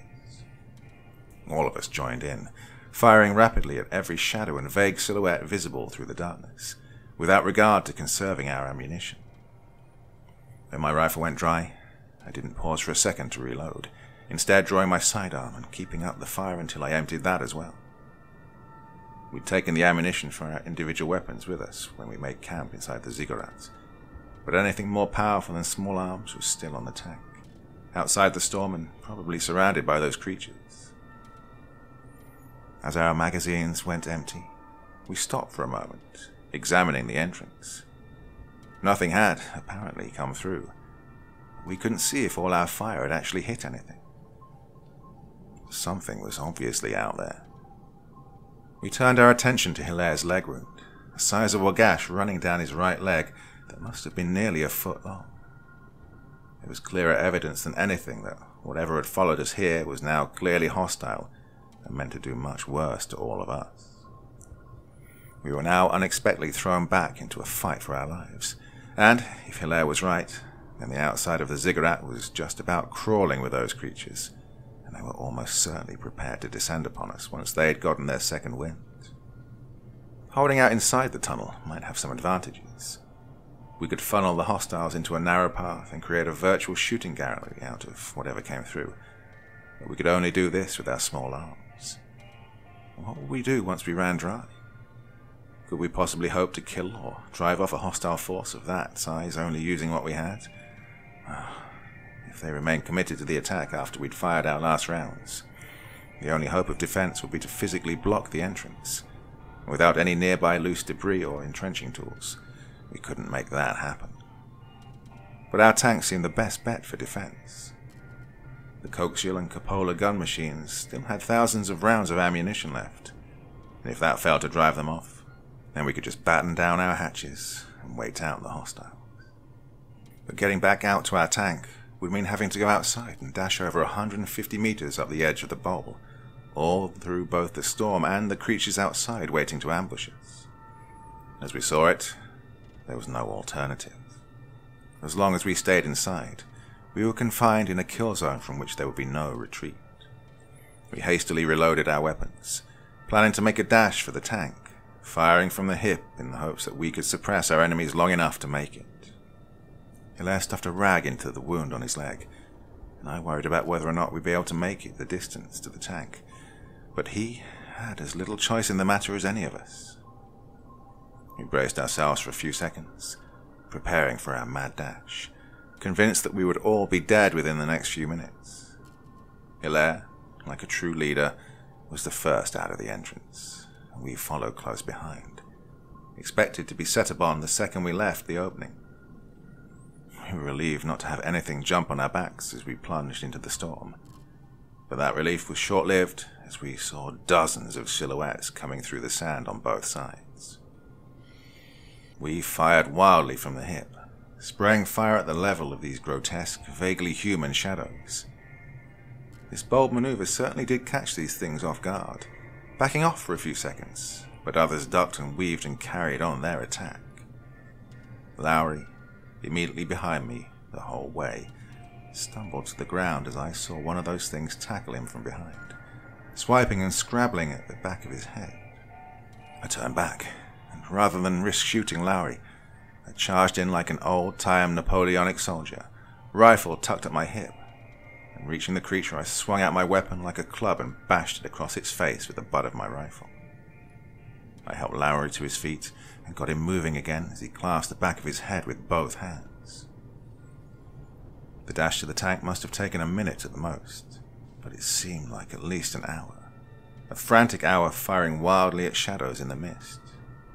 But against all odds, we'd actually made it back to our machine, and I have to say, the dusty outline of the hellhounds seemed like a divine gift from above.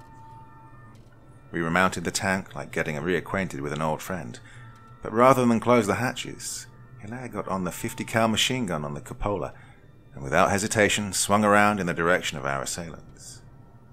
He bellowed a vicious war cry that seemed to come from the bowels of hell itself, and without pause opened up on the outlines coming through the storm.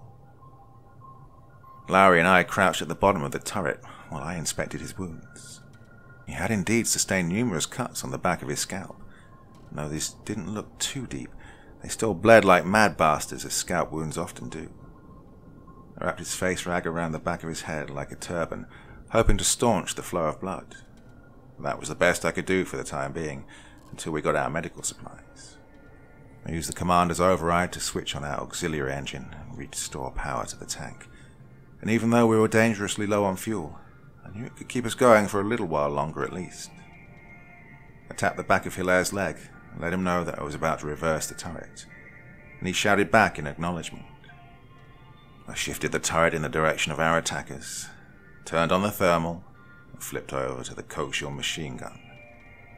And good God, I must have seen hundreds of thermal signatures through the dust. Pausing was not an option. I immediately let it rip with a coax into the line of thermal spots, firing long bursts in a general sweeping motion aimed at ground level. For the first time, I could see with my own eyes that we were doing serious damage to our attackers, mowing them down in absolute droves between the sharp chatter of the coax machine gun and the steady hammering of the 50 cal. But these little bastards learn quick. Soon they were skittering across the ground, ducking and weaving and even leaping several feet in the air to avoid the incoming fire. Worse still, I could see in the peripheral that new thermal signatures were coming from further to the sides in both directions. There's no way I could move the turret fast enough to get them all. I shouted to Hilaire that they were trying to split our fire, and he should aim right as I moved the turret left. But there were just too many of them, moving too quickly in all directions. No sooner did I set my sights on the attackers from the left that Hilaire screamed that they were about to climb onto the tank.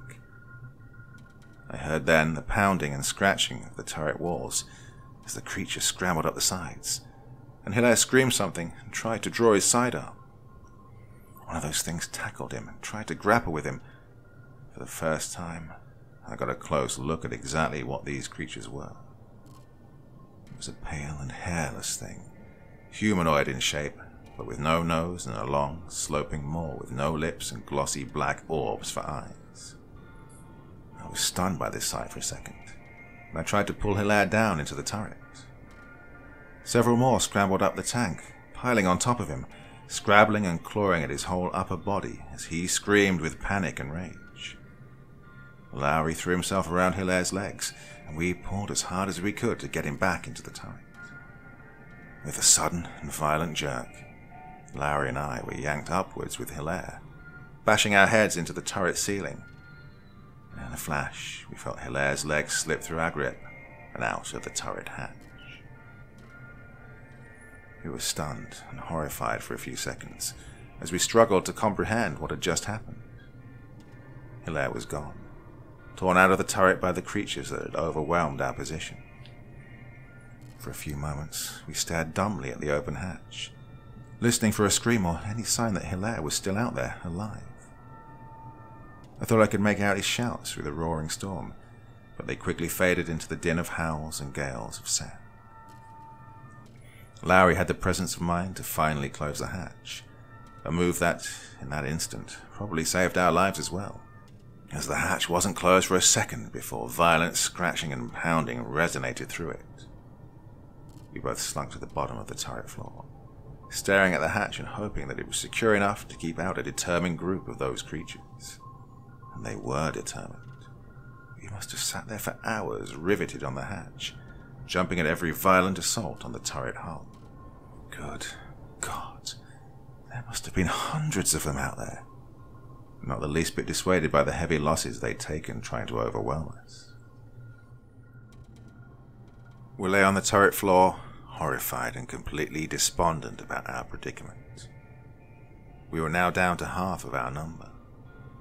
Losing Castro had been bad, the worst moment so far, but losing Hilaire was a virtually irrecoverable blow. Without leadership, trapped in a metal box, with our choices being to stay here and starve, or risk getting torn to pieces, we believed we now had a clear picture of exactly how we would end up dying. When it finally struck us that Hilaire was lost, I couldn't take it anymore. I broke down in tears, both in despair and disbelief. I never suspected that such a situation like this was even possible on Earth. I had expectations of dying as an old man, surrounded by my children and grandchildren, or of dying a noble death in combat with a foreign enemy. Getting trapped in the middle of the desert and getting torn to bits by hideous unknown creatures didn't even seem possible, but no matter how much I blinked and rubbed my eyes, there was no waking up from this nightmare. There are no words to describe what it's like to stare your imminent death in the face. Even in the worst scenarios, there would seem to be some optimism, some skepticism about death that could carry you through the worst of the fear. That battle at the airport those days before was like that. Rolling forward against enemy fire, wary that a lurking enemy tank or RPG could suddenly light you up and end your war without warning. That was a real fear, but you also knew that it might not happen as well, that you'd be lucky or good enough to get out of combat with all your parts intact. But knowing beyond a shadow of a doubt that the jig was up, in a way more horrible and seemingly impossible than you ever thought possible, took the last reserves of my courage right out of me. Larry wasn't doing much better himself. He'd never broken into tears, but he was definitely showing the same hopelessness that had crushed me. Without options, we just curled up on the turret floor, resigned to waiting hours or days or whatever for what might come. Somewhere in there, I fell into a dreamless sleep that must have lasted several hours. No nightmares. When you're truly exhausted, miserable and emotionally drained, there are no dreams or nightmares. The only nightmare is waking up again. When I did awaken, I looked at my watch and saw it was 05:30 hours. Lowry was still awake, staring back up at the hatch. He turned his attention to me and pointed out that the outside was completely silent. No pounding or scratching. This got my attention. Had our attackers given up? Were they waiting for another opportunity? Or did they have some other plan for leaving us? Larry proposed that maybe we should take a brief look outside, even consider making a run for it. That didn't make much sense to me, because there didn't seem like there was any place to run. However, having a quick look around for an idea of what to do next wasn't a terrible idea. I looked through the thermal sight and saw nothing. Lowry used the commander's cupola to examine in all directions around the tank, and again, no sign of anything. He picked up his rifle and cautiously opened the hatch while I held my breath, waiting for something to storm in as soon as it was opened. But there was nothing. Silence. Unusual silence, in fact. Even the storm had finally calmed down, and although dust still hung in the air and clouded the sky, there wasn't even a slight breeze. For several minutes Lowry scanned all around, not sticking his head out above eye level. He noticed that the 50 cal machine gun had been torn out of its mount and laid on the ground next to the track. Larry said he was going out, and even though I protested harshly, he pulled himself up and out of the hatch. After a few minutes with no screams of alarm, I tentatively followed him up. Indeed, the whole scene was eerily still and silent. No trace of our attackers remained, not even the corpses of all those we'd slain the night before. They had, evidently, taken their dead with them and done God knows what with them. More disturbingly, there was no sign of Hilaire either. When he was snatched from that turret, he had simply disappeared off the face of the earth. But at this point I had no real hopes of finding him. I can only surmise that what must have happened to him at the hands of those creatures, well, if their violent attacks were any indication, I'd be surprised if anything was left.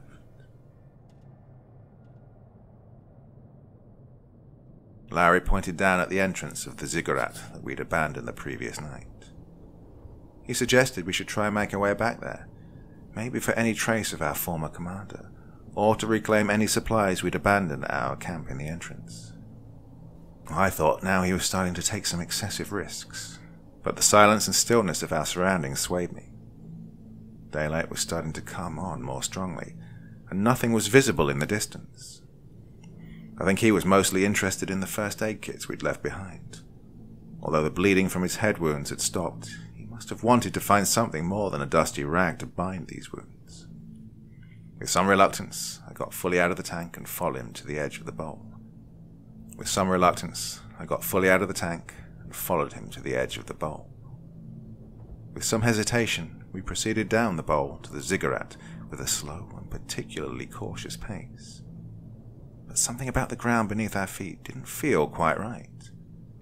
Until now, it was mostly soft and porous sand, but now it seemed more firm, like it had settled and was squirming under our feet.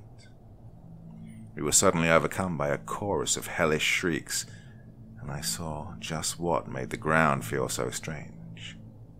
Dozens of the creatures had burrowed out from the sand and leaped straight up from the ground on all sides of us. These fucking things had actually ambushed us. They deliberately waited us out, hoping we'd leave our armored refuge so they could take us out in the open from right beneath our feet. Larry and I just panicked, letting loose our rifles on the creatures as they sailed through the air above us. To our dismay, the sounds of gunfire no longer seemed to dissuade our enemy, but they did duck and weave just enough to slow them down. We sprinted down the bowl to the entrance with our backs to the enemy, hoping beyond hope that we wouldn't get taken down before we made it inside. One creature did manage to reach me, tackling me with surprising strength for their emaciated frames. I nearly stumbled all the way to the ground. Like a miracle, I managed to get my feet back under me before hitting the ground, and I kept going, practically breathless when I finally crossed the threshold of the ziggurat entrance. The creatures balked at first, as if they objected to entering this place, but as Lowry and I made it into the chamber, I could hear them making their way down the entrance corridor after us. We had run straight into a trap, an open chamber with no real exit, and I figured now that this is how I would die. But Lowry wasn't finished yet. He ran over to the edge of the sinkhole that had swallowed Castro earlier, staring into it resolutely. He was actually suggesting that we go down into that endless abyss, with no knowledge just where the hell it even led. I was ready to refuse this out of hand, when the hoots and shrieks of the creatures near the entrance made me think better. I had resigned myself to a grisly fate at their hands, but thinking about it, plunging to my death down the hole didn't seem much worse. Lowry grabbed the rope we'd left there earlier and spiked it into the ground with an entrenching tool. Without hesitation, he took the rope and began his descent into the hole. I watched incredulously after him as he swiftly descended without breaking. When he disappeared from my sight, I tried to yell after him, but the noise of those creatures made it impossible for me to hear any response. I saw them finally enter the main chamber, crawling all over the ground and walls at the threshold, and without much choice, I took my own place on the rope and slid down. I took it more slowly than Lowry, and as I descended below the edge of the hole, the shrieks and howls turned into something else. It became that hideous, rasping laugh I'd heard so many days earlier, as if they were amused by my attempt to escape. When I made it far below the rim, I looked up and saw those horribly familiar faces looking over the edge, giving off that disgusting laugh all the while.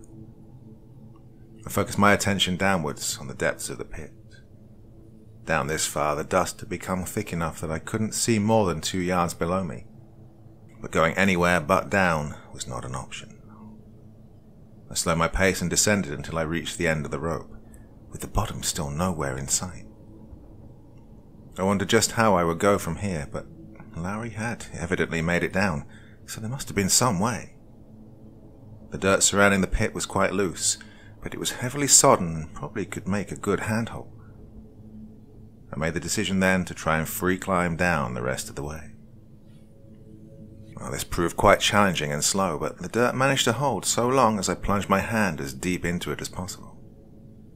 I must have gone down another 20 feet this way when the dirt became less stable.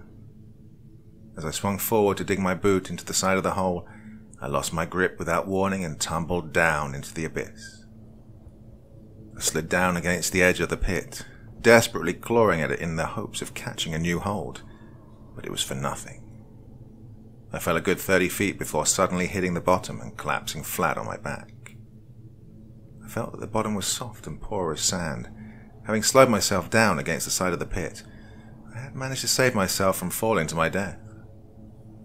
Castro had fallen down this way as well, and I was suddenly struck by the hope that he might have survived his fall into the pit relatively unharmed. Despite this hope, I saw no trace of anywhere he might have ended up. I remembered he'd fallen all the way down the pit, closely followed by the collapsing debris from the mound, which dashed my hopes of his survival. If he had made it all the way down, he would have hit the bottom much harder, and maybe been crushed by the rest. At the bottom of this pit was a tunnel entrance, a small tunnel that seemed hastily excavated from the dirt like a mine shaft, rather than carved or sculpted. I called Larry's name down the tunnel, and to my relief, heard his distant response. I worked my way through the cramped tunnel, which must have extended over 100 yards at least, and I came out of the tunnel to another bizarre and awe-inspiring sight. Larry was just outside the end of the tunnel, staring at the same thing. We found ourselves in another enormous chamber, at least as large as that at the top of the hole. Most of it was quite dim, but in the center was a considerably bright light, almost like direct sunlight, illuminating the center of the chamber. In the center of the chamber, shrouded in blinding reflections, was a glossy black pyramid with a sort of obelisk on top. The structure was entirely color black and was polished to a smoothness and sheen like obsidian. The light surrounding the pyramid ended at a stark boundary with the darkness of the rest of the chamber like a line in the sand, and at the pyramid's base was a round stone altar. The altar was the familiar red color of the ziggurat above, but the surface of it was as smooth and polished as the pyramid, and glinted like a precious metal that I assumed was platinum. We were riveted by this sight for many minutes, completely dumbfounded that such a thing was lying here under our feet, something even more alien and ornate than anything we'd seen above. I started to approach it slowly, this time more confident than Larry.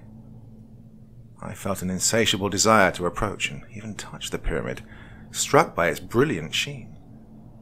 It didn't even seem like it was made of solid material, but rather a glossy, static liquid. Larry followed me to within a few yards of the light boundary on the floor of the chamber, but stopped and began to urge me back. I slowed my pace, but I still wanted to get a good look at it.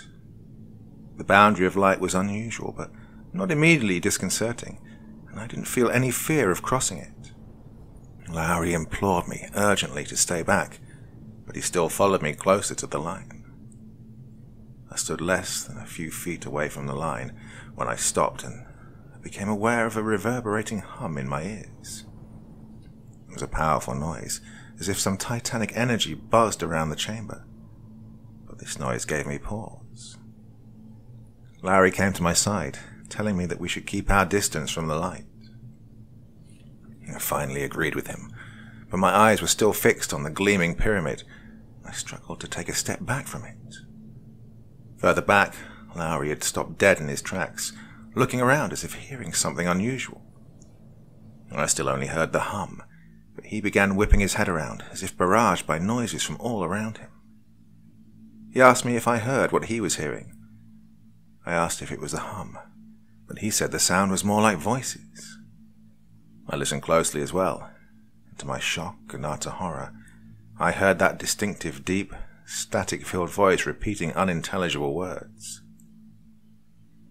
It was the voice we'd heard on the radio days before.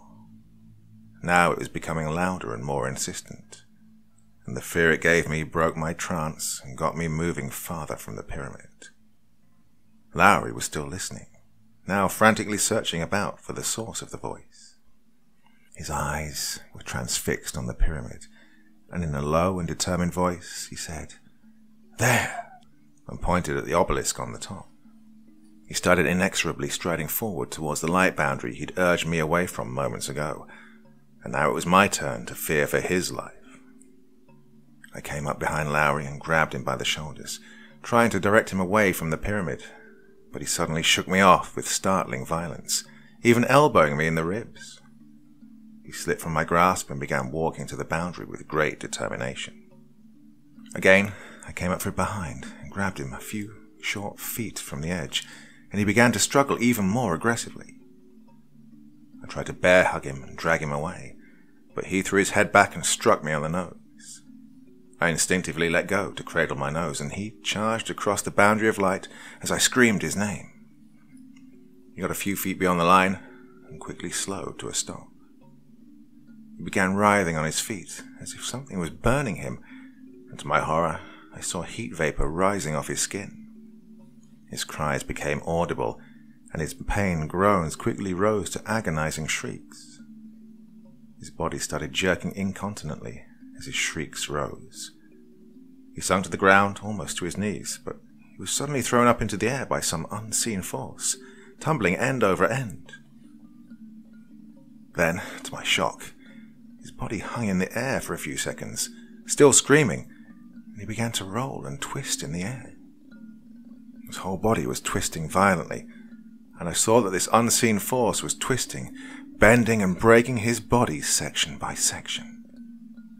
The rolling motion rose to a tremendous speed, and with one last powerful and blood-curdling shriek, Lowry was completely torn apart in the air, his shredded remains being catapulted into the far reaches of the chamber.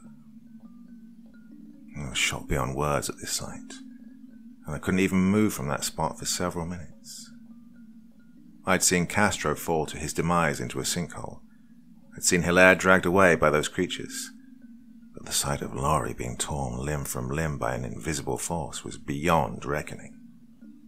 Castro and Hilaire's deaths at least seemed physically possible, but I didn't know of any force on this planet capable of doing such things, or for several moments I wondered if I'd just hallucinated it. As I came round, I knew for sure what I'd seen had actually happened. Nothing remained of Lowry, not even shreds of uniform or spots of blood in the dirt below. I backed away from the edge of the light and curled up on the floor of the chamber. I was now alone. Alone in this horrible place that, by rights, shouldn't even exist. Well, I'm a lifelong skeptic, and I should know that places like this weren't possible anywhere on Earth. But I also knew what I saw. I know that Gilbert Castro, Paul Hilaire, and Tim Lowry never came back from this place, and that nothing was ever found to prove what had happened to them. But even if this whole dark time was just some revolting fever dream, those basic facts remain, and the images will never go away. I stayed curled up on the ground for what must have been hours. Every death of one of my comrades had driven me deeper and deeper into despair, and even when I thought it wouldn't get worse, it did. I can say with complete confidence that those hours were the worst of my life. We escaped thirst and starvation in the desert, only to find ourselves set upon by creatures that probably no living human had ever seen before. We escaped them only to find ourselves faced with being trapped at the bottom of a pit, only to be set on by physical forces that nobody has ever described. I was utterly defeated. Despite my previous despondence, I'd managed to keep some semblance of reason and sanity, but at that time, I was finally starting to crack up and lose it. I got to my feet and paced around the chamber, cursing the universe for making such things possible, especially here on Earth. No longer think of my own death, but what would become of this place after I was gone? I was furious that this place had gotten the best of us, had devoured 3 human lives so swiftly and without any regard or remorse. The idea entered my head that this place might somehow be alive, as if this dead city and an inanimate part of the desert was consciously evil and uncaring. It might seem ridiculous to think such things, but my own safe perception of reality was so shattered that anything seemed possible. I reached the peak of my despair down in that pit, in the dismal shadow of the pyramid, when I lost all reason and picked up my rifle. The thought of suicide had indeed crossed my mind at various points, but that wasn't what I intended now. Laughing maniacally, I loaded a fresh magazine, chambered around, and leveled the barrel at the pyramid. That hateful object seemed like the source of all my despair.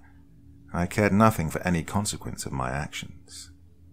I fired round upon round at the side of the pyramid, rounds that mostly bounced off without effect. But one round did make a gouge in that finely polished exterior, and I was exultant at this petty sign of revenge realized.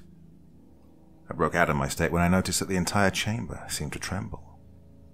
Now I was suddenly regretful of my ill-considered actions, deeply afraid of what new event I had just triggered. The trembling only got worse, and that damned hum I'd heard earlier came back with a vengeance, with a volume that was almost deafening. I dove to the ground on my stomach, covering the back of my head while still trying to see what was happening. Now debris was starting to fall from the ceiling under the persistent shaking, and I saw that the light surrounding the pyramid was not only getting blindingly bright, but was starting to expand to cover an increasing area of the chamber. I scrambled away from the expanding boundary of the light, knowing full well what would happen if it overtook me. I pressed myself against the wall towards the chamber entrance, and looking back I could see that part of the tunnel had collapsed. Now I had no chance to retreat or seek cover. The boundary of light slowly expanded towards the edge of the chamber, and the pyramid was now trembling violently in place, and the obelisk at the top emitted a fierce beam of light up through the ceiling of the chamber. As the lion edged closer to me, I tried to brace myself for the horrific fate suffered by Lowry. But the lion slowed, and then stopped. The hum was now absolutely deafening, a hellish abyss of noise that felt like it would cave in the sides of my skull. But without warning, the hum ceased, and the light boundary suddenly contracted towards the pyramid, and the entire chamber became deathly silent. A rushing sound like the roar of waterfall suddenly rose, and several brilliant flashes of light emitted from the pyramid. I resisted the urge to watch what was happening and buried my face in the dirt. Then, another piercing silence, and a continuing bright light that felt even hotter than standing in direct sunlight, and a swift roar and shockwave that lifted me off the ground and slammed me viciously into the dirt. The roar and shockwave seemed to go on for hours, and in that brilliant spectacle, I lost myself completely. I thought I was dead, but somewhere in there, I realized that if I was dead, then I couldn't possibly be thinking anything, much less that. Coming to my senses, I found myself partly buried in sand in the midst of an enormous crater surrounding me. Beyond the edge of the crater, I could see that the sky was visible. I had somehow ended up above ground. That sky was clear, refreshingly clear after so long spent in miserable dust storms and penetrating darkness. I was still quite weak, but I was able to shake myself out of my partly buried state and stand on my feet. Now I could see around the crater more clearly. Above the crater, where I assumed the dead city should have been, was now a patchwork of hills formed from dirt and sand that looked freshly churned. No sign of the strange buildings or the towering obelisk at the center remained. I surveyed this whole scene in a complete daze, unsure of what had just happened. The roar and the shock waves felt like an explosion, and I did find myself at the bottom of a crater, so I assumed that was what had happened. I have no clue how I could have survived such a thing. And at that moment, I was struck by a feeling of victory and exultation, the likes of which I never experienced again, not even on my wedding day 9 years later. Against all odds, I was somehow still alive when the rest of the city and all the disgusting creatures that inhabited it seemed to have been wiped from existence. I remember being overcome with a fit of deranged laughter of my unexpected victory. In this state, I wandered out of the crater and into the desert, being sure to head east as we'd done all those days before.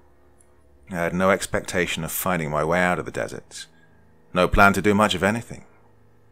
Being satisfied with somehow destroying that hated city was enough to carry my mind through anything. I just trudged east without pause, never thinking of where I was going or if I was still fated to die out there in the desert. There aren't many memories of this part of my journey. I know that I was walking through the rest of the day and much of the night, but I don't remember sleeping. All that I could remember was the walking east into the rising sun, hardly a care in the world. It's not that I forgot, or that I was totally nuts by that point, because at that time I didn't think the journey was that important. After all, can anyone remember every inch of a daily commute they've done 1,000 times or more? Again, against all possible odds, I was finally found and rescued at last. During my walk across the desert, I came upon a road, maybe even the same road we'd left days before when we first got lost. I was sitting at the edge of the pavement when a passing civilian spotted me and offered me a ride. Thinking about it later, I should have been more grateful to that man, willing to offer a ride to a stranded stranger, especially one in my deranged condition. The next stop we made was a town in Saudi Arabia called Afar al-Batin, where I was delivered into the care of a British expat who was able to contact US forces still operating in Kuwait. Seeing human life again was an overpowering experience, and I nearly broke down in tears again when I beheld a busy street scene. Within the day, I was back in the company of fellow Marines, and I was put on a chopper back to Al-Shara, where the rest of the battalion was still posted. I don't know what kind of welcome I expected, but I certainly didn't get a warm one. The entire unit was well aware of our absence and had been on edge for over a week waiting for any news or sign of their missing comrades. When I came back home, they knew to assume the worst. But there wasn't any time for fond greetings with the others. Despite my poor condition, I was brought in for a full debriefing on the events of the last several days and to shed light on what exactly had happened out there. If I were in a better frame of mind, I would have been offended by the accusatory tone of their questions. But after what I'd been through, those stuffy pricks didn't intimidate me in the slightest. Without hesitation, I told them the exact story I'm telling you now, with greater brevity and minus certain details. To say they were utterly flabbergasted by this tale would be an understatement. Well, I could tell they thought my recollection was a lot of bullshit, but I didn't care. How could I? I knew the whole story, and they didn't. Maybe they wrote it off as a fever dream of a man stranded in the desert, or some elaborate joke meant to mock them. I was coldly written off as a lunatic, placed into the care of Navy doctors to recuperate from the ordeal. However unbelievable my story, there were still some undeniable facts that have mystified me ever since. We began our journey back to base in northwestern Kuwait, near the Iraqi border. When I emerged from the desert and was found, I was well over 100 miles west of where we should have been. The town of Afar al-Batin is in northeastern Saudi Arabia, but the road we took into town came from the west. It is true we deviated west when we spotted the dead city in the distance, but there's simply no way we could have gotten that far, especially since we'd spent days before heading east. Not only that, but based on how far we'd traveled in the days before, we should have practically driven into the Persian Gulf before turning west. Instead, we were lost out in the middle of a trackless desert with no sign of anything but sand in the distance. How could we have gotten that far west? How is it possible that we found ourselves well beyond the fuel range of our tank in Saudi Arabia, well out of our way? Or maybe if I knew the exact location of the dead city on a map, I could work it out, but I don't think any trace of that place still exists. I spent about a month in a Navy hospital healing and regaining my strength. A month might seem excessive for a case of exhaustion, dehydration, heat stroke, and some small gashes on my back, and it was. I realized within a few days just why I was being kept there for so long. At least 3 or 4 times a week, I'd be summoned to talk with a Navy psychiatrist to go over the specifics of my story. It was clear at that point I was being accused of having lost my mind, and their clumsy attempts at therapy and emotional support meant I could end up with a Section 8, or even worse, be confined to a psychiatric unit. From that point on, I clammed up and claimed I couldn't remember anything clearly about that time. My previous bravado when first recounting my story to my battalion commander was more or less exhausted, but I instead learned to be at peace with my own knowledge. Because of all this, I spent far longer than I needed in their care, but after 33 days, I was finally deemed fit to return to my unit and discharged. My guess is that they just got tired of my obstinacy and decided to waste their time on someone else. Returning to my unit was a more distressing experience. The others had been kept in suspense about our fate during that whole time, but the fact that I returned alone and that Hilaire, Castro, and Lowry were never to be found again changed their attitude towards me. Maybe they thought I'd abandoned them out in the deserts, or that my wanderings were part of some ill-conceived attempt at desertion, but they always held me in suspicion from that point on. As confidently as I conveyed my story to our superior officers and the Navy shrinks, I never uttered a word of it to them. By that point, I was exhausted with recounting the story, and I was starting to worry that repeating it elsewhere might get me thrown back in the psych ward. My silence didn't help my case with my fellow Marines, who thought I was hiding something, perhaps some proof of something sinister on my part. If only they knew the truth. Others were more sympathetic and thought I was still recovering emotionally from everything, but they were something of a minority. Marines are expected to bring their comrades home, no matter what, alive or dead, and I hadn't. So from then on, I was permanently tainted in their eyes. I still re-enlisted later that year, confident that I was more or less recovered from my ordeal, and a little stronger besides. Because my comrades were turning against me, I was transferred to another tank battalion in the Marines, and thankfully my checkered reputation didn't follow me. However, I wasn't fully done with the debriefings. Even years after that, I would still be periodically summoned by officers of an intelligence unit, and some men from the Pentagon. They would press me to go through the whole story again, eager to extract some new detail that I might have missed before. Well, of course, they still acted like it was horseshit, but they couldn't fool me. The fact they were still asking the same old questions years later proved to me that something about my story had got to them. And even though they still had a record of my original report, the full, unadulterated story I'd told my superiors before, I started to change my story. I was getting real tired of the cycle of constant interrogations and thinly veiled suggestions that I was either a nutjob or a liar. Well, the creatures became an unidentified enemy insurgency. The dead city was an unmarked and abandoned settlement, and what happened to Lowry became the consequence of stepping on some unexploded ordnance. They must have known I was deliberately changing my story because they wouldn't stop pressing me for details of my original account, even though I was now claiming it probably wasn't true. But, ironically, despite their assertions that the original story was ridiculous, the fact that they were still interested has only made me more secure in my own knowledge. My last years in the Corps were rather rocky despite the transfer. This was when I was starting to manifest symptoms of agoraphobia, particularly during training exercises at 29 Palms. The sight of that open and endless desert could instantly bring me back to those dark days, hopelessly lost with nothing but vast stretches of dirt in every direction.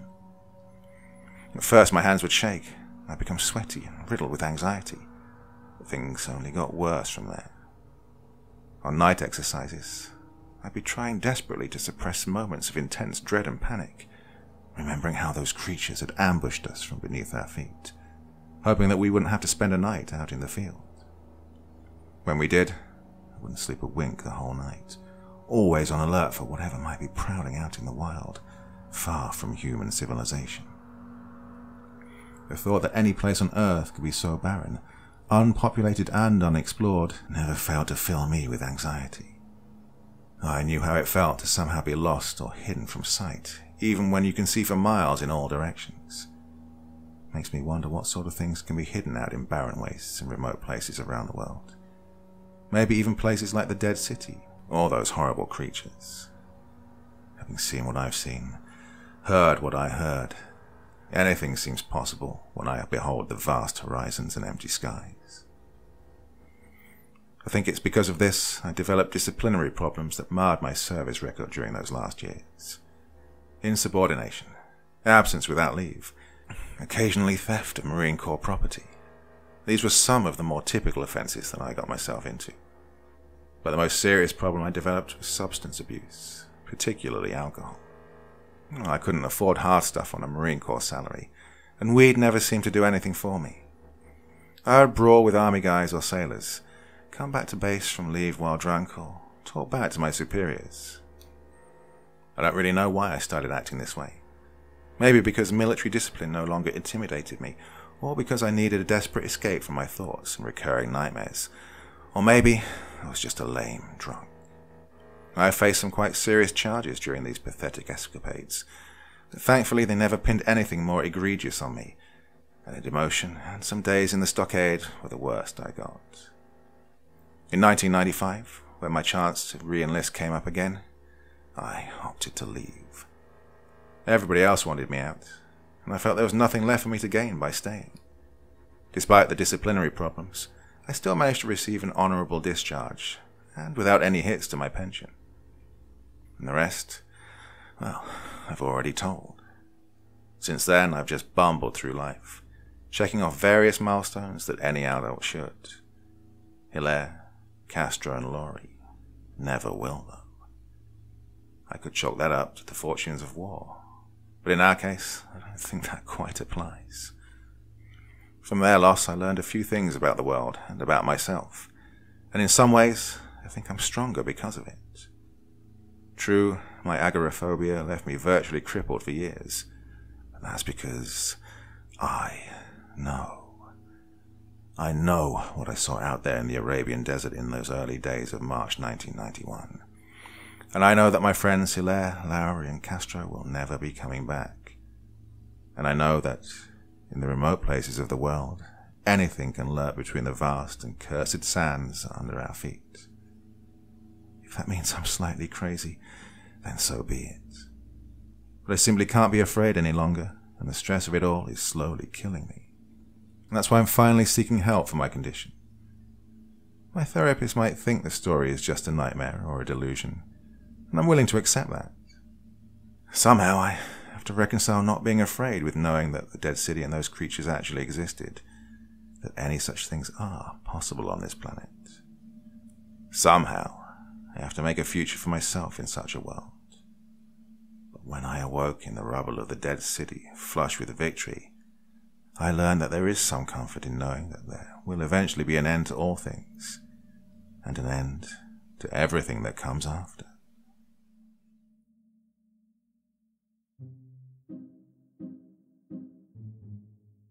Oh my God, you have no idea how much time and effort it takes to put these 2-hour stories together. You really don't.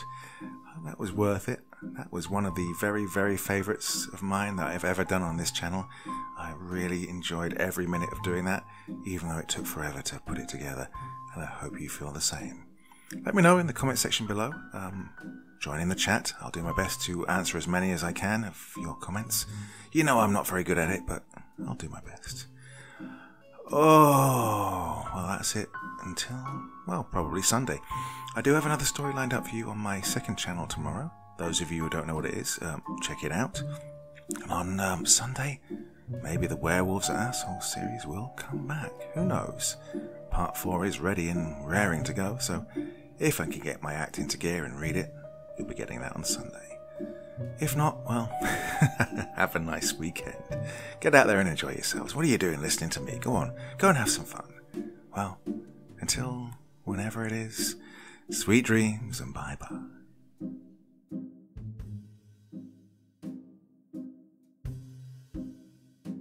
Thank you so much for choosing to spend your time listening to me. Now, if you enjoyed the Dr. Creepen experience, then come find me on Facebook. Come chat with me on Twitter. Listen to the background music and download it if you like on SoundCloud. Drop by the store, pick up a t-shirt. And, importantly, if you've got a story you'd like me to read, send it to Dr. Creepen's Vault, the subreddit I set up so that I could read your stories. Now, looking forward to seeing you all again real soon, so come check me out, okay?